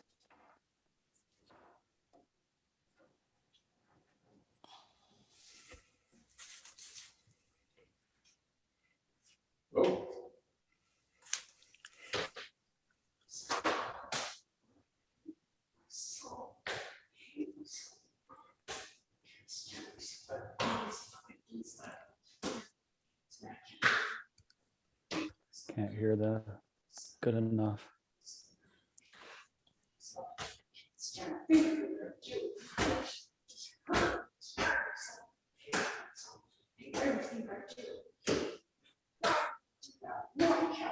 I think I'd understand this better if I knew what she was saying.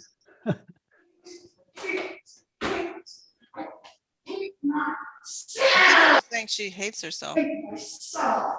It's not very, I don't like that very much, but Oh, she hates herself.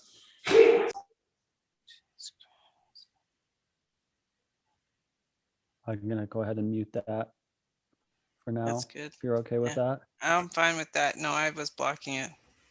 I would never do that. I would never say that over and over. That would be not a good, I wouldn't do that. That's bad manifesting. I would not, I Howard. would not, I would not even for performance. I wouldn't do it Right. Well, personally. I muted them. I don't think Hopefully the they won't get mad. universe knows when you're acting and when you're telling the truth. Right. That's kind Yeah. of like another one of those perceptions versus truths, right? What do you, know, well, or not, the universe just kind of listens to you. It's not like it might think you're wacko if you're saying things that are negative towards yourself. oh yeah, well, you get what you get back what you put out. So I wouldn't Yeah. mess around with that ever. I mean, I've made mistakes Oh, and for done sure. that stuff, but yeah, no, I would not mess around with that. In fact, I try really hard whenever I say anything negative to just immediately Yeah, bless it's- it or it's hard something, to, say you something know. positive. Yeah, or like there's that thing people always say when you're like, "Oh, how are you doing?" They're like, "Not too bad." And it's like, wait a minute, what? Why would you say that? Why would you say that? I mean, because that's just like implying that you're bad, but you're not too bad. You know? Yeah, no. Oh, I'm not too bad. But the No. fact that you're using bad is actually making you feel worse because you're saying bad. You know, but if you're like, if someone's like, "Oh, how are you doing?" and you're like, "Good," then that, you know, Right? then you're just saying good, and it's like there's nothing confusing happening there, you know. Uh-huh. But if you're like, Right. "Oh, I'm not too bad," then it's like, well, you're bad, but not too bad. Like it doesn't make any sense, you know. Right. Well, when I learned how to make sigils, I learned that you could never say things like,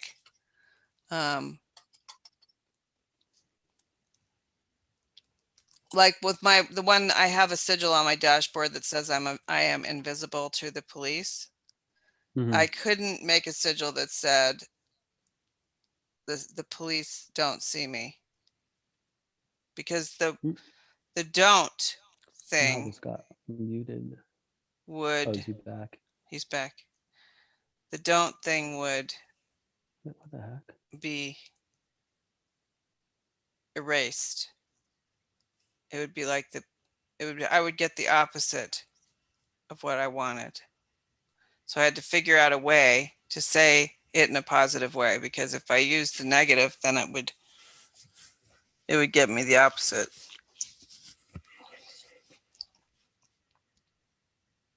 Wonder if he's trying to say something here.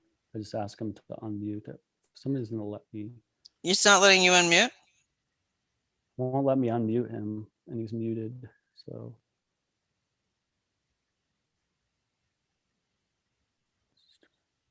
ask to unmute. Okay. Maybe he'll see that he's muted. If he's trying to tell us something, at least. I noticed he came back over. They must be going into another room. I'm waiting for things to dry so that I can do more on them. I can't do anything right now. This is completely wet. Yeah, have so I to have wait. this. The idea here is the straight line would be representative of truth, and then this curved line is, you know, if you're on the path like this, then you're going away from truth, and you may intersect with truth sometimes, but these any part of the line that's not hitting this central line here is away from truth and into perception. Oh, interesting. That's neat. I have like the kind of this like, well, my original idea is like, because it's like kind of like a path, right? These are different paths, and like the straight line path is the path of truth, and then this curvy path. It's like the further away from the line of truth you get, the more in the darkness of perception you are. Whereas, and that's why I kind of have it getting like darker into the purple versus the green is like kind of in the truth. There we go. And so there you go. Up, he's unmuted now. Cool. I saw you guys who were practicing some performance stuff there. Or not. Maybe you were. Fun. Maybe it wasn't. Or a not. performance. I think you just. So what I'm doing, I'm just doing, Mm. making up. another sculpture, Which is fine. and it's just too wet right now to do anything to it. But I'm going to attach this sigil, which is the sigil of. Right, hold on a second. Okay, there you go. Sorry, I had to spotlight. No, it's you so you fine. could see, It's fine. see better. I'm gonna take mine off so it's bigger Right here, here, so you see? can see it even better. This is the sigil Okay, that cool. is Oh, nice. that talks about I have the inalienable right to the fruits of my labor, and it'll be a flower. It's going to be another flower, but I decided to make it three-dimensional, more three-dimensional. Pretty cool. And then I Yeah, ended up that's good. cutting Okay. it out from the other, like it had a whole flower, but now I'm starting to kind of destroy these things that I started. Like this one, which is a sigil about the right to contract, I completely cut out. It had a lot more to it, and I just cut it out. And then I made this three-dimensional flower. Interesting. And Cool. What so kind of now that's paint what are you using on that? I'm after using you get it? acrylic, believe it or not. I'm actually using acrylic, which I never use. And then, but this is ink. This is blue ink. Looks good. Yeah, I'm kind of into it. Yeah, I like it. I mean, it's weird. It's definitely not my normal thing, but I'm like, whatever. Like, I mean, I just can't even evaluate what I'm doing right now because I'm just trying to do this. And I'm trying to get it done so that I can have plenty of time to figure out how to hang these things because I have absolutely no idea how I'm going to attach a hanger to the back of this thing. So I'm like, okay, well, I want to give myself plenty of time for that part of this. I mean, they're lightweight, but I just want to make it be a permanent, Maybe so it you can doesn't. get some of that. It's like that carpenter's like double stick tape stuff. I can't remember what it's called. You can get it at Home Depot probably. But it's like super sticky and it's double sided, and you could put like a cleat on the back of it or something. Do you think that would last forever though? I don't know. I mean, I want it to last. I don't want it to like. Well, fall. actually, you could just glue like wood glue a cleat to the back of it, right? I mean, Well, isn't a the cleat whole made of metal? thing's. You could do like a wooden cleat. Oh. Yeah, something. I don't know yet how, these I'm trying to keep them from warping. I made one this weekend. I'll show you. I can show you the one I made this weekend, which is the self-ownership one. Hold on. I'm stuck. See if I can get over there. Hold on.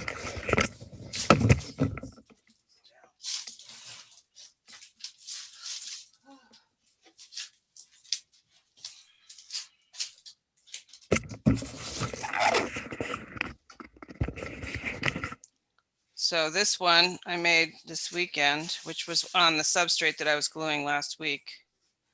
It's not warped right now, thankfully. Looks good. And it Oh, does wow, have that's cool. paper clay.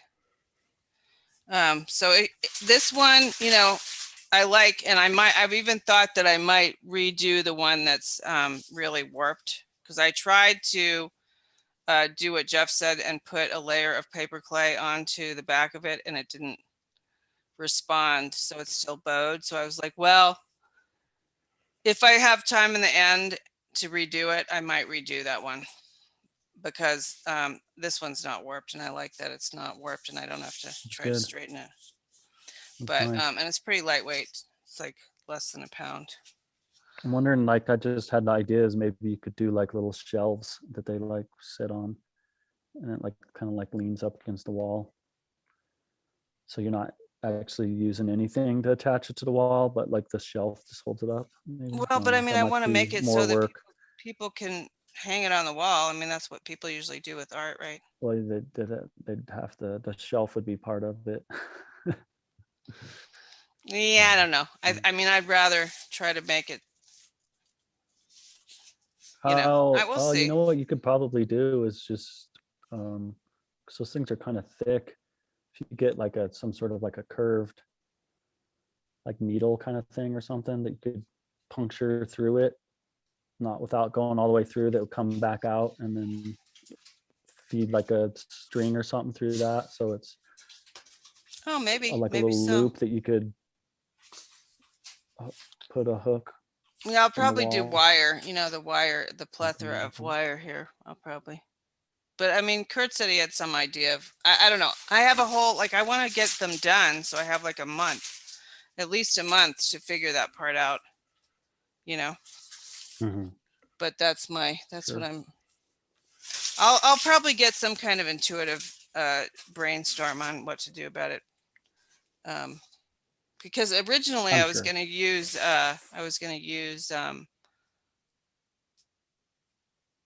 wood rounds, I was going to use, remember I was looking for firewood, and then I changed my mind and started doing these weird cardboard Oh sculpture yeah. things. So I'm sure that it'll come to me what to do.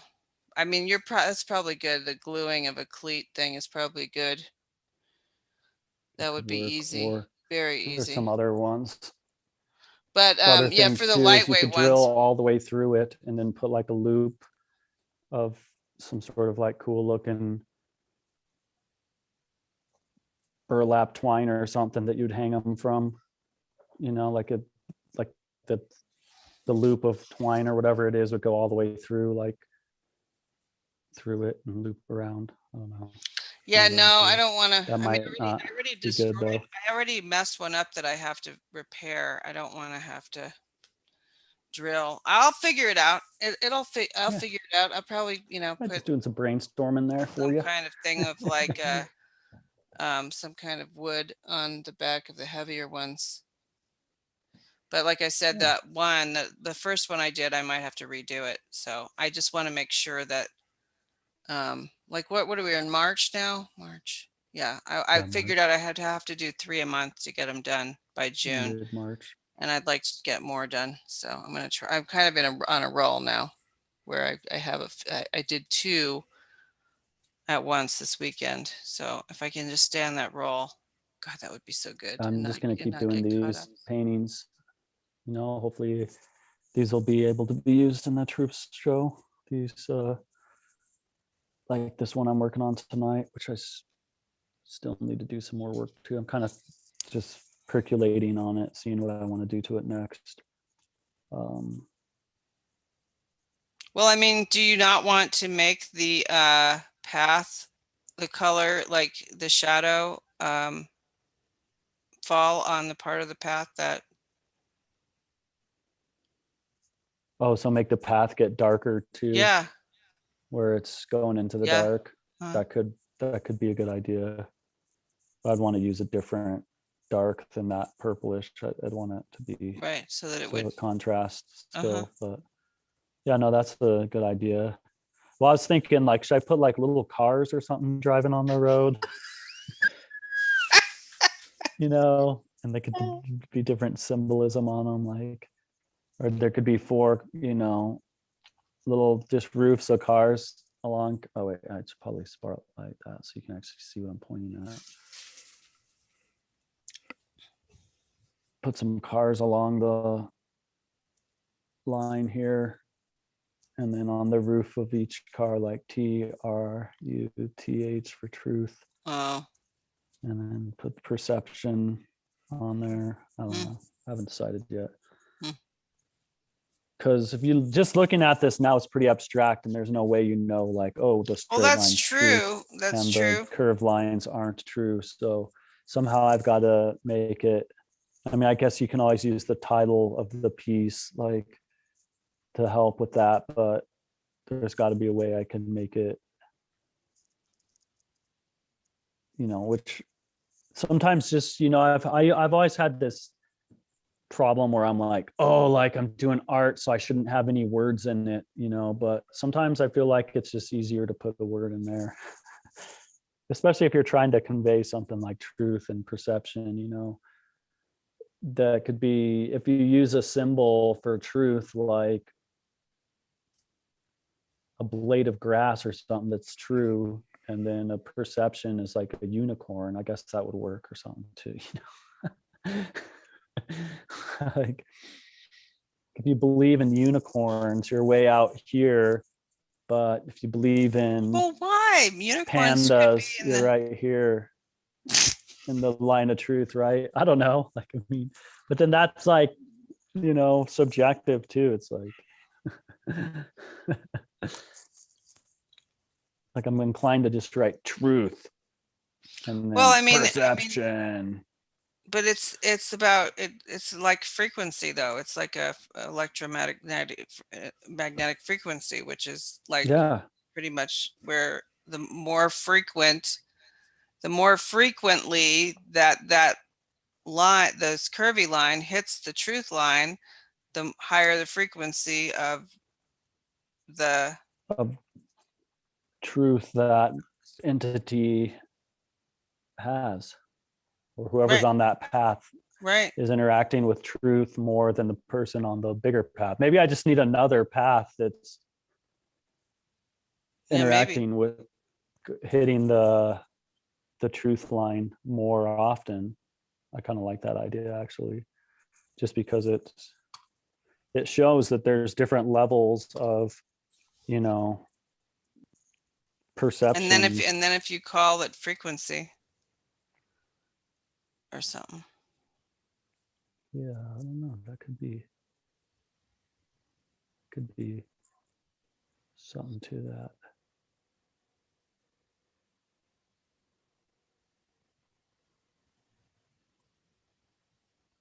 Right? Put another line in there, huh? Mhm. I think that's a good idea, actually. It shows that there's different frequencies that could be happening.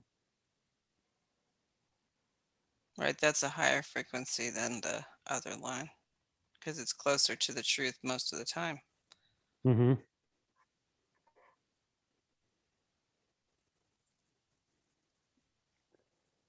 And it's more in line with the truth. Right, yeah, it's more, yeah. So it's like a consciousness is Yeah, so higher addressing consciousness versus lower consciousness. Mm-hmm.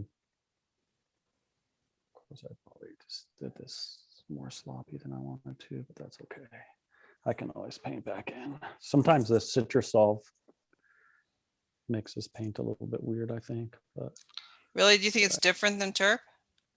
yeah, it is. It's not as flowy as Terp, and like it doesn't thin the paint as good. Hmm. Like, and it, I feel like it dries out quicker too. Hmm. It's not a problem. It's not necessarily bad. It's just, it just feels different. I'm I don't getting know. used to it.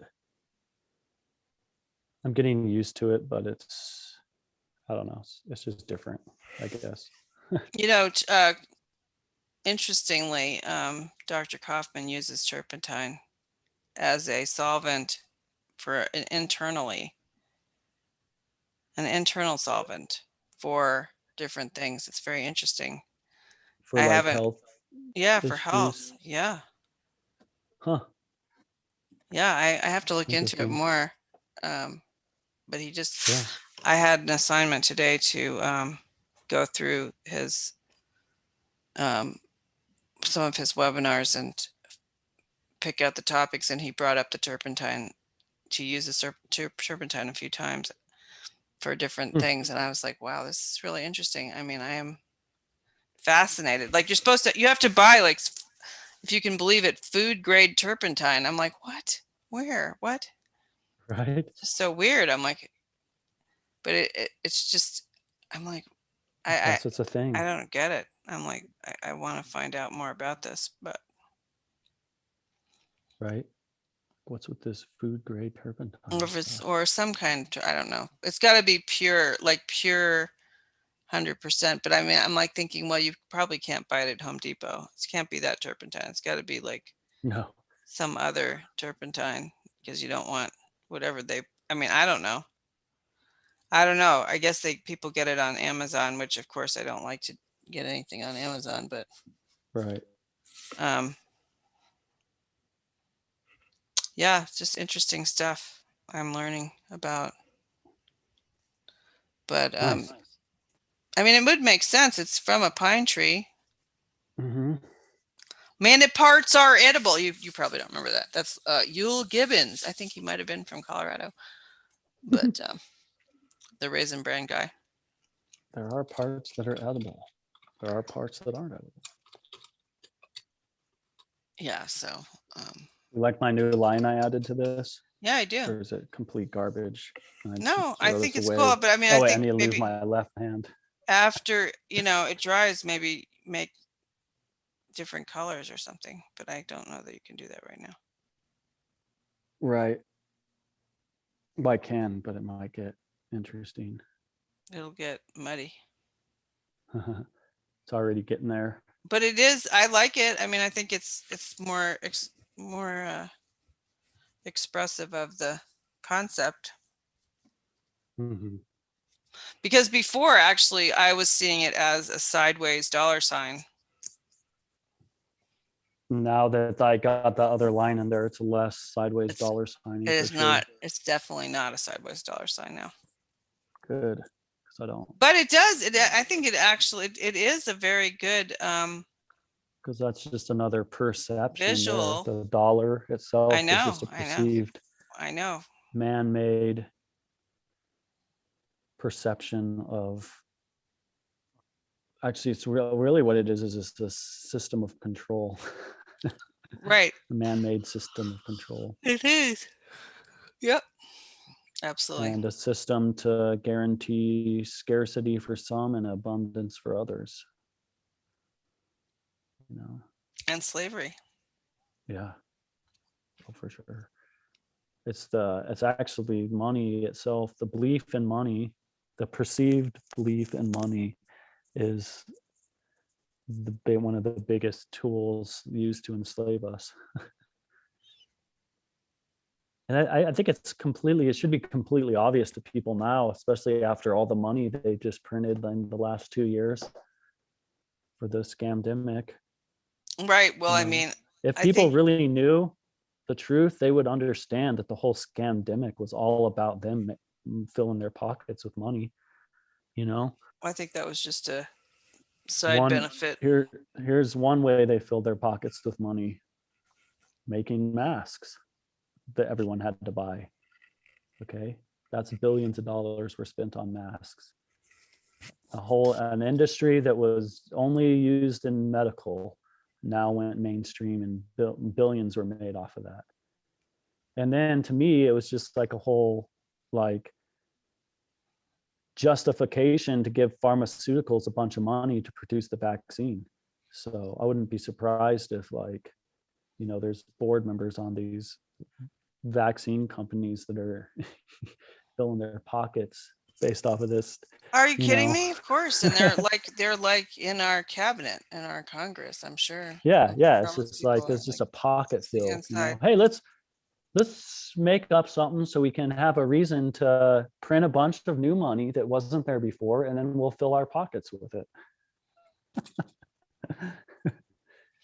Right.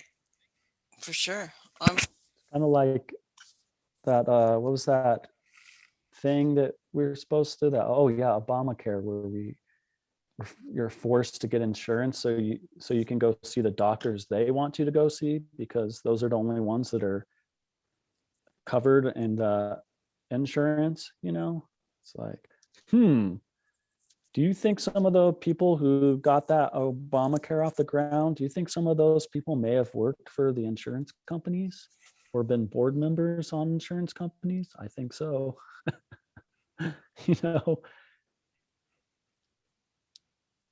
It's like, oh, I can't have your insurance and go see my naturopath.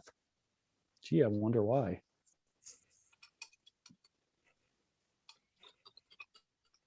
It's ridiculous. Right.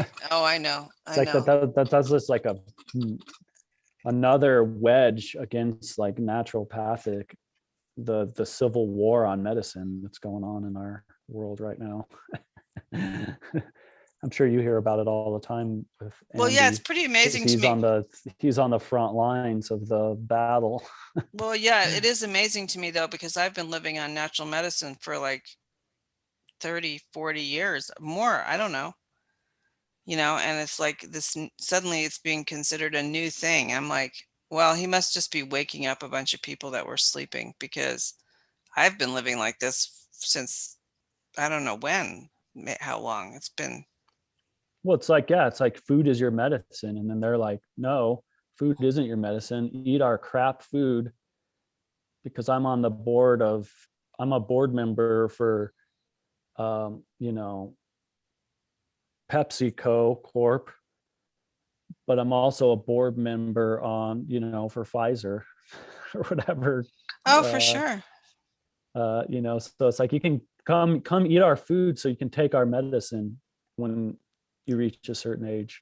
Because you get Because sick from eating our food. our food is going to trigger inflammation and dis-ease in your body so that you can take our antidote, which is our pharmaceutical. That actually isn't going to cure you. It's just going to mask. It's just going to mask yeah. the symptoms. So bad. Doesn't actually cure it. It just masks the symptoms and maybe even gives you more symptoms. Maybe. Likely to give you more symptoms. Maybe. But this is kind of hits me at home because my father, he was always like, the answer comes in a pill. The answer is like technology and medicine is someday they're going to have the exercise pill, and then you won't have to exercise anymore, kind of thing. Whereas my mom's like the opposite. She's like, eat healthy, food is your medicine. And kind of my father just passed away not too long ago, and I think as part of that his believing that, or his mindset in those regards, that partly were to his demise versus taking the route of nature and understanding that, hey, food is your medicine, and that what you take into your body is important, and there isn't a magic pill that's going to solve everything. Mm-hmm. Yeah, to each their own. I know a guy who eats a terrible diet and he's like 87 years old, so I don't know. He eats Yeah, I mean, but Jimmy part of John's. that too is just like your perception of what you're eating. Like if you're perceiving something as it's not good for you, then it's not going to be good for you too. Right. It's like that Exactly. whole biology of belief kind of side of things. It's Right. So yeah, I don't know, but yeah, I know. I mean, but yeah, you see it even in, like, if you watch mainstream TV, you see it in the marketing. Like when you're watching certain things, you're like, it's geared towards different age brackets who are going to have these different conditions based off of their, the toxins that they've ingested into their bodies. And so they know that this age group is more likely to have these disorders than, like the Saturday morning cartoons where they're promoting all the bad things, like the candies and the sugar waters and the plastic junk from China. So, but it's like these perceptions, you could go down like a perceptive rabbit hole your whole life and never have a full understanding of truth. It's weird. It's like sheltered lives some people have too. Like I met this person when I was living in Brooklyn, New York, and they were 35 years old and they had never left the borough of Brooklyn in their What? whole life. Yeah, Wow. never even left the borough. And, you know, everything their whole life was spent within a 20 block radius of where they Wow, that's lived. amazing. And I'm like, you know, cause I was just like, I saw him at a bar and I was just like talking with them. And I was like, oh, you're from New York? Cool. And like, blah, blah, blah. And I was like, oh, have you ever gone over to the statue? And he's like, no, I've never left Brooklyn. I was like, whoa, you know, it's just, and it's just interesting that can happen. And I'm like, oh, I'm from Colorado. And like, I go to Manhattan like every day. And like, he's like, oh, you like, I've never even been to Manhattan either. I'm like, what?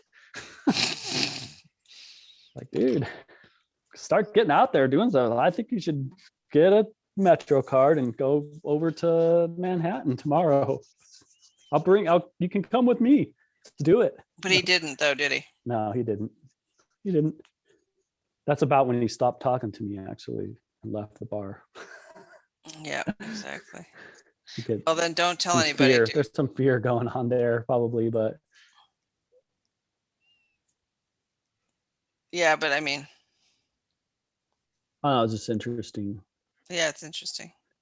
because that kind of falls into perception because that guy's perception is just like 20 block, you know, maybe a 40 block radius of Brooklyn, New York, you know. Not to say that it's a bad No, I mean, area of you could perception, really, but you could be like, fine. I mean, it could be just like if you lived in the rural area and never left a rural area, never went. yeah, no, it's there. I mean, there's nothing wrong with that. It's just it's just interesting. I mean, because I could see how you wouldn't ever have to leave that because I mean, there's a movie theater, there's grocery stores, there's restaurants, there's clothing stores, there's everything you need to survive as a human within that 20 block radius. So there's no reason necessarily to leave it. It's just, I feel like, you know, at least for me, I have like this, you know, I like to explore and check stuff out. Like even when I'm driving places, I'm like take a turn here, like, I've never gone down this road before. Let's check this out, you know. It's heading in the general direction that I'm going. I'll get to my destination a little different way than I'm used to. And maybe I'll see something I haven't seen or a restaurant that I would like to try out, or, you know, it's just, I don't know. I think it's good to broaden your information that you take in by exploring different parts of this world. Definitely. It broadens your perceptions, but it also gives you more clues as to what the truth is because you're seeing the same objective truths, you know, in different parts of the world and different situations.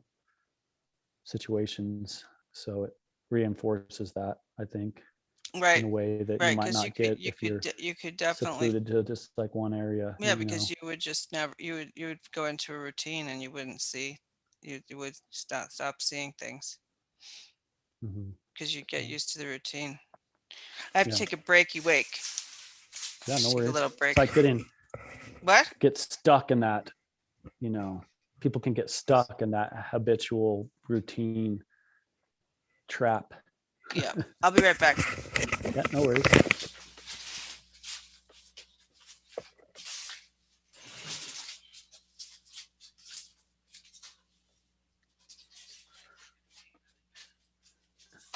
Here. I've got this piece. I've got these different paths intersecting the line of truth. Should I make that more obvious?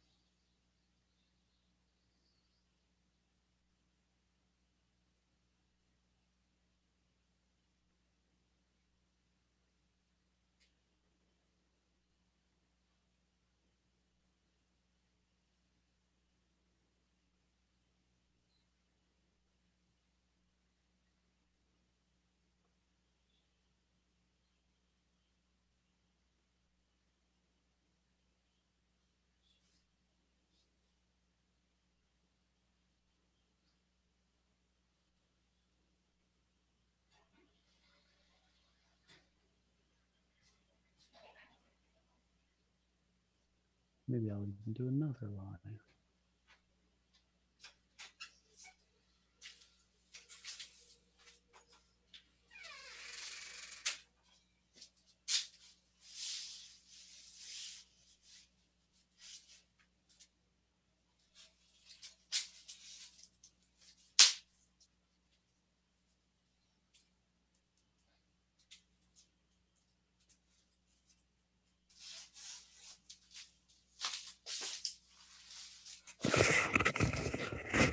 Yeah, and it's, as far as talking about truth and perception, it's like a lot of people have this like within their minds, they have this notion of what they want to be, what they want and what they do not want to be true.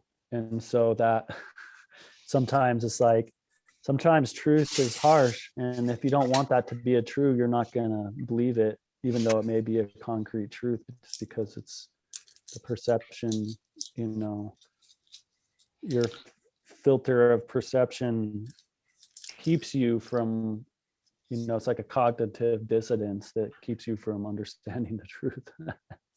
That's a good point. I mean, that's definitely probably a lot of what's going on right now is people not wanting to believe something and then just deciding that they're going to act as if something's true that Yeah. is obviously not And that's true. going back to like having like all these different religions. You could say of just the religion itself is that filter that of what you want to be true and what you don't want to be true, because the religion says, oh, this is true or that isn't true, even though it may or may not be. It may actually objectively be true, even though the religion says it isn't, you know. And so, but then like you have like all these different religions, and then this is like a filter that people perceive their reality through. And then now you take all these people and then you put them on the same planet, and they all have these conflicting perceptions of reality based off of their religion. And you wonder, oh, why are these people not getting along? Well, maybe it's because their perceptions are disaligned, and so of course they're gonna butt heads, because one person believes this to be true and the other person believes that to be true, and neither probably are true. And so but they are fighting with each other tooth and nail, trying to win the argument of who's the truest of the true. And Right. Well, that's a it's whole caused other thing. conflicts, it's caused war, I mean, it's caused all have you ever kinds of heard stuff. of have you ever heard the statement that it's better to be right than to be happy? Have you ever seen that? Like that's, I think a lot of I've heard times that. people Yeah. would prefer to just argue about Well, they what's want to right just be right, and that's the rather than ego. that's the ego. That's the fear, ego attachment, the fear of People being almost wrong. are happy being right. Like they wouldn't be happy. Like they can't just be happy. They'd have to be right in order to be happy. So Right. that's a whole other unfortunate, and that's all about perception too, because and maybe what we're seeing here is that perception is an egoic point of view. I don't know. Well, it's almost like when you're stuck in perception, you're like stuck in that cognitive dissonance um, of thinking you know the objective truth when you actually don't know the objective truth. You know. Or I mean, but or at least trying to be open, trying to Right. be Right. able to see things from different points of view. Like, I mean, I guess what I could say for myself is And if that I goes. think I absolutely know what is going on, um then I'm probably in my ego. Even in Right. this situation, I mean, I don't think in the situation we're in or any of it, you can ever know everything that's really going on. Like you can never know. everything that's Oh, going on. yeah. No. Which is You why, can't- I mean, I did pursue this for a long time. Like I'd be like, I've got to know what exactly happened with with JFK. And then I finally was like, you know what? I'm never going to fucking know. I can have an idea Right, about yeah. it, but I'm never going to totally know. Unless you were sitting right there in the car with Even them, then, you know, even even then, then would you, I yeah, wouldn't really know all of it, probably, no, definitely not. you know? So You just it's have like, that one side right, I'd of have it. my point of view of it or whatever. So Yeah. that was a big eye opener for me. Like, well, I don't really need to know intellectually. I might know intuitively. I can know intuitively, but that's still not going to be like I'm Right. still not going to know 100% exactly what, you know? Yeah, no, for sure. So I don't need, maybe I don't need to know that. Well, there is a lot of stuff we don't need to know too. Like, I mean, it's So like, I yeah, don't know what's happening on the surface of Jupiter, if it even has a surface. that's a good one. That's You a good know? one. I mean, like, yeah, take the Ukrainian situation, you know, like I have my friend, right, who's still stuck in Poland trying to figure out, he's trying to be helpful to people, but I'm sure he thinks he knows. I know he thinks he knows something really, because the way he's talking to me, he's been commanding me to do certain things for him, and I'm like, dude, I'm going to try to help you, but you know, I can't do these things that you're asking me to do. And I can definitely tell he thinks that the United States is like the land of milk and honey right now. And I'm like, dude, you are like lost.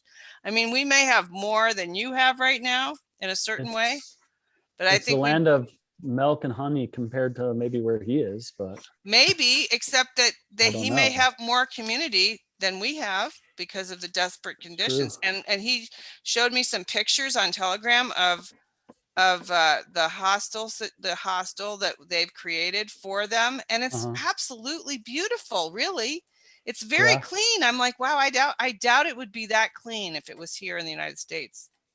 Probably not. It's not. I mean, it's like, it's pretty amazing. I was amazed. You know, everything, you know, 50, 60 years ago, maybe even like 100 years ago, a lot of stuff here in the United States was shiny and new.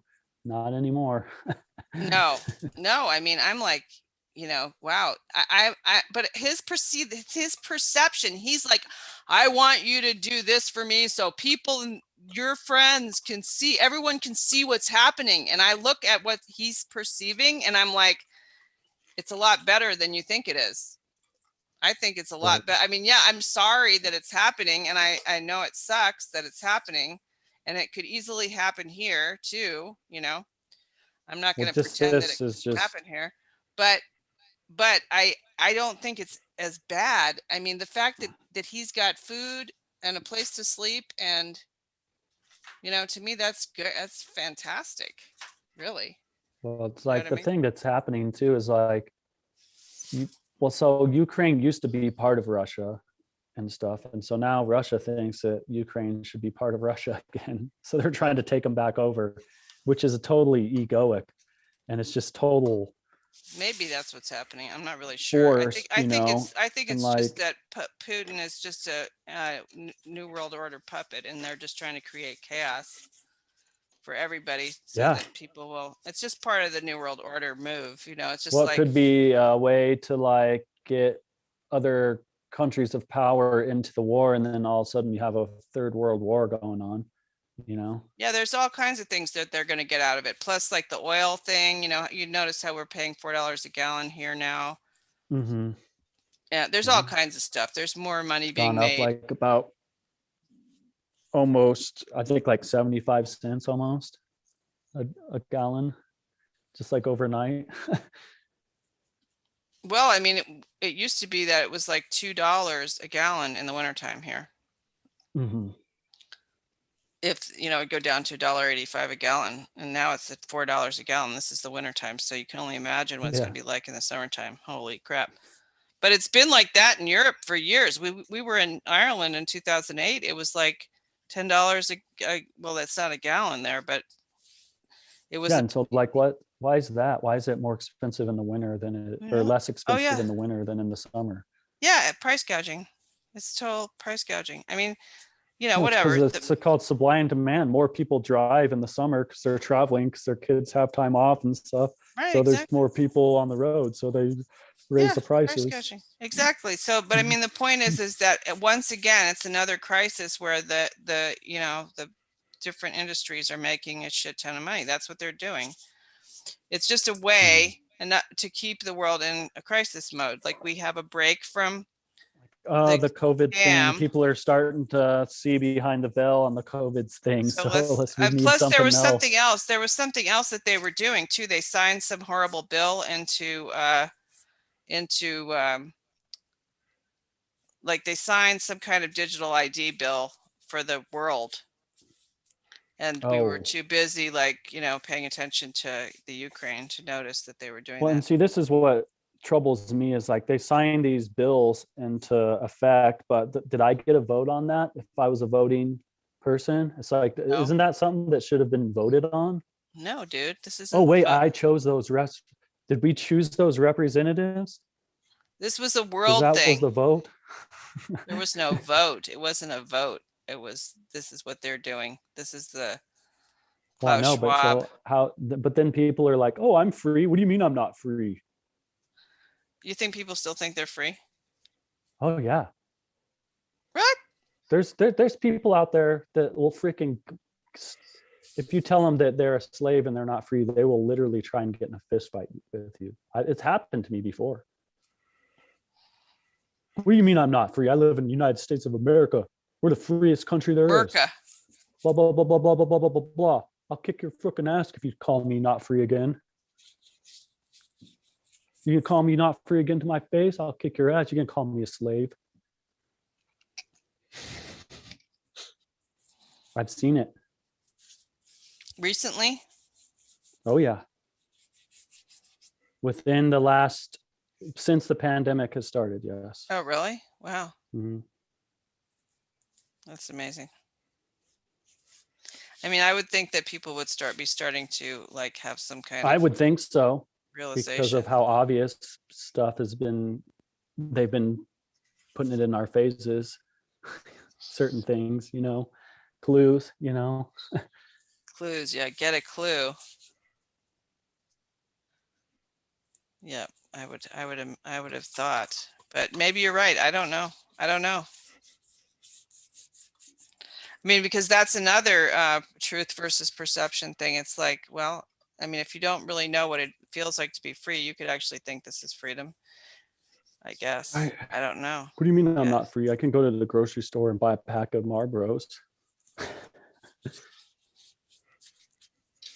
Sure. Yeah, but see, that's where you're not free. You have to go to the grocery store and then you have to have money to buy that item. Well, and plus you're not free because you're addicted to fucking nicotine.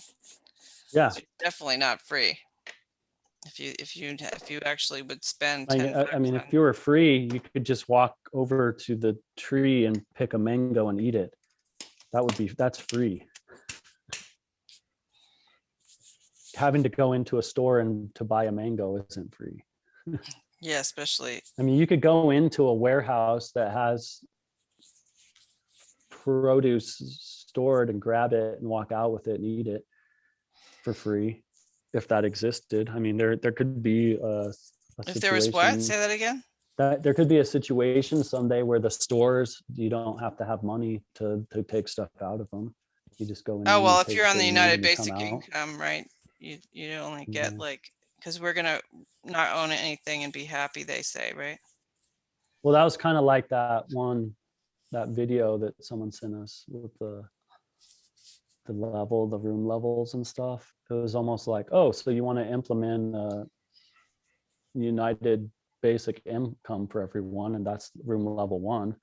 And then if you want to be extracurricular, then you can move up to room level 2 or 3, but you have to do this extracurricular stuff, which sets you apart from the level 1 people, which is a class system.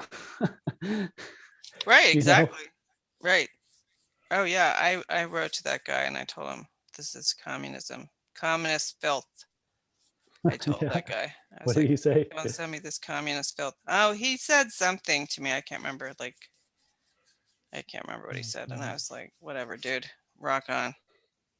I was like, "This is total fucking bullshit." I didn't use cuss words though, but Well, it sounds like his system relies a lot on technology tracking what level you're yeah, at. you have to be exactly like, no thanks. Yeah, I mean, That doesn't no, sound like freedom to me. I no. mean, I like that there's no homelessness. That's a good thing, but like, I mean, not to be that compartmentalized into I these doubt that different there would be no classes. homelessness. I'm sure that Yeah, there would still be homelessness because there'd be people who wouldn't fit into that system who would bucket, and exactly. those people wouldn't get their voucher or whatever. Yeah, the Yeah. whole credit thing.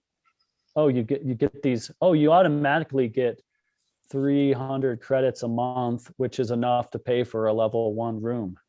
Okay, so wait, what do you mean? So that's How do you just get, universal income, right?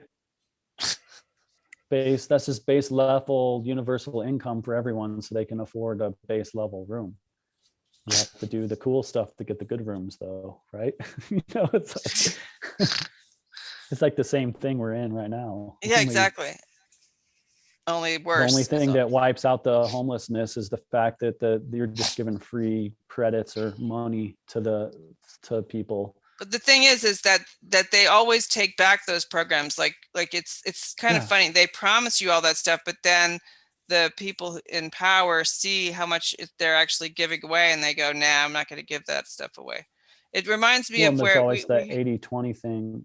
20% of the people always end up doing 80% of the work, you know, or right 20% of the people do all the work for the other 80% that are lazy. right. I mean, that's kind of how it is. I mean, like when we lived in the veterans housing, that place that I told you where my friend lives. They had all these plans for for that building, and then at the last minute they changed their minds and took back like all the, like we had a community room that was supposed to have computers in it, and it was all going to be, so what they did was they installed the Xfinity so you couldn't have any other company in there, so it was a monopoly. But then they didn't have the computer room. No, they didn't give Hmm. you the computers they said they were going to give. They took back quite a lot of the programs they were going to have because they Hmm. decided that, they didn't want to, they wanted to pocket the money for themselves. That's what they decided. They didn't say it like that, but you know damn well that's what happens, and that's what always happens, Right. with stuff like that. It never pans out because there's always that greed factor. So yeah, no. I'm like, I told that guy, I was like, I just basically wanted whoever had sent me that email to know that I'm not a stupid fool just because, you're going to send me this stuff because you got my email off of the One Great Work Network. Mhm. You're like, part of the government trying to send me controlled opposition email. I'm not Right. going to let you get away with it. I'm going to tell you that I know that you're full of shit. Right. So whatever, go ahead and put me on the list that I'm already on. Right. Yeah. And I'm going to have faith that I'm going to be fine because I'm working for natural law, For sure. I'm going to be all right. As always. But yeah, it's pretty fun. And then the other person who said that, they wanted us to send out emails. They wanted us, and I just told that person I didn't think it was going to work very well because I felt like Oh yeah. this Randomly kind of send out stuff needs to emails to be people. done face to face. You have to, like, this is a relationship Mhm. thing. It doesn't just For get done sure. by sending people email. Are you kidding me? This is not what this is. But that person No. told me that's how they were converted. I was like, well, that's great for you. Go ahead and do what you got to do. It might work. It might work for some people, you know. Yep. So I don't know, whatever. It was interesting. And then we have the other guy, that guy that wants to interview us. Oh yeah, that's good. Yeah, he seems like can't hurt to talk with him and stuff. Absolutely, definitely, whenever. But yeah, I mean, back to the topic though. I should get back to the topic. Yeah, I'm looking at this piece. I'm wondering if there's something else I should do to the lines. To, Well, I so mean, that yeah, they when they pass. dry, you should maybe Maybe I make should put little colors. cars on there or something. Make them different colors. Uh-huh. Oh, each line could be a different color. Uh-huh. I mean, it's up to you. I don't know, but yeah, I would say so. And then, 'cause right now all three lines are the same color. Yeah, but there is Which- oil. You have to let it dry. I think you have to let it dry before you can change the color. Yeah. Well, I mean, I can change the color before it dries, but yeah, I don't know. I'm just Well, so maybe delineate the them. name of the maybe I just named the piece The Straight Line of Truth, and then you understand that the line is truth, and then the waves are perceptions outward of truth. And then I can just leave it pretty abstract, and maybe I don't need anything else on there. Right. But you might need to delineate the lines a little bit more Mhm. so that they are all separated. Mhm. I don't know. It's Right. up to you. I don't want to tell you what to do Yeah, with put your piece, but something representing of maybe I could just do like a little figure, like a little shoulder thing with like a little head, so it looks like little people walking like on the path, from an aerial Mhm. perspective. Oh, and sure. then and then that the people walking over here far away from the truth, and the people like on this line are in the truth. And I don't know, or maybe there's only one person on each line, and they're different. Or the people that are far away from the truth are fighting with each other. Right. I don't know if you could do They're that. in It's some sort pretty of like small. schism. These are like the schisms, like everything is random, everything's preordained. Yep. But yeah, I think it's 8:00. Oh, is it 8:00? Okay. So we made it to the end of our discussion, with multiple tangents on the difference between truth and perception, which the truth is that which is, and perception is that which we think is, but isn't. The Let's intellectual. see here. I think next, let's see what I have here for next week. Oh, that's not open.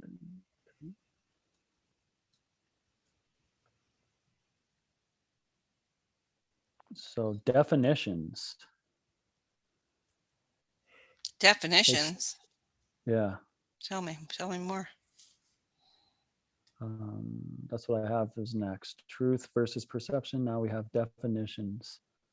Definitions of what?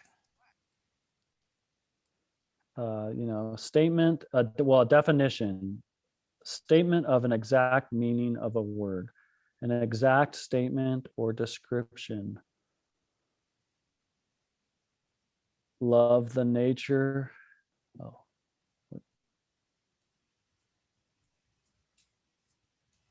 The nature, scope, or meaning of something. The grade of distinctness or clarity of an objective image or sound, clarity of meaning in order to understand. So definitions is just like about understanding words, the power of words, and the meaning, there. And then maybe we can even go in, because I have this as even the next week after that is defining natural law. So first you have to know what definitions are, and then you can actually define natural law and nature. Like, so defining nature, what is nature, and then defining law, what is law, and so in order to define things, you have to actually really know that the etymology and the true meaning of these words and why they were structured the way they are. Well, it might mean we have to do some actual research and write some stuff down Yeah. So if we're going to do that, because we can't just speculate about that. no, We have you to look can't. at the root of the word nature and law. I mean, I have a Black's Law Dictionary, which probably has definitions of all those words almost.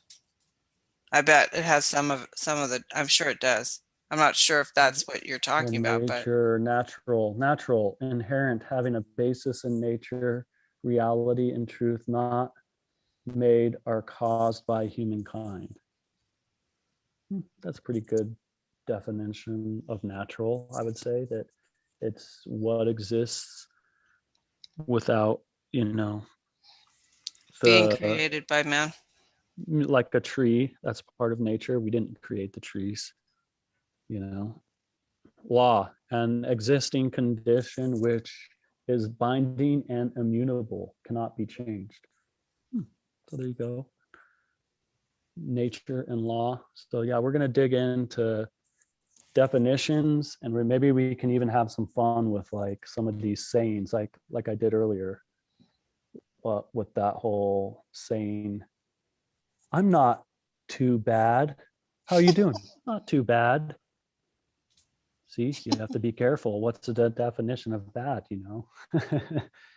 that Or what you're actually saying and what you're attracting, the power of words. yeah, what you're saying may actually be attracting those badness or whatever, goodness, however that works. So that's what we're going to be Well, getting because into next week. because in the beginning there was the word, and it's all phonetic, and so before there was an alphabet, there was sounds. Yeah. The alphabet is constricting, a constriction of the actual sounds. So yeah, that's good we're gonna be stuff. getting into some fun subject matter in the proceeding weeks. I think after that we have discovery versus belief. That could be a fun one. And then we have another one talking about consciousness. We'll get into human brain structure and behavior. Yeah, a lot of fun stuff to come ahead on the future here with Drawing Nature In. If you'd like to join our conversation, go to drawingnaturein.com and click to have a free console. And in that console will get you all the information you need to join our conversation here. That's one of our goals, is to get more people involved and speaking on these topics philosophically with us. So we hope to hear from you soon. Again, that's can be found at drawingnaturein.com. Until next week, we are signing out. Signing out. Sounds good. Stop. Recording stopped. So that means the live stream stopped too? I don't know.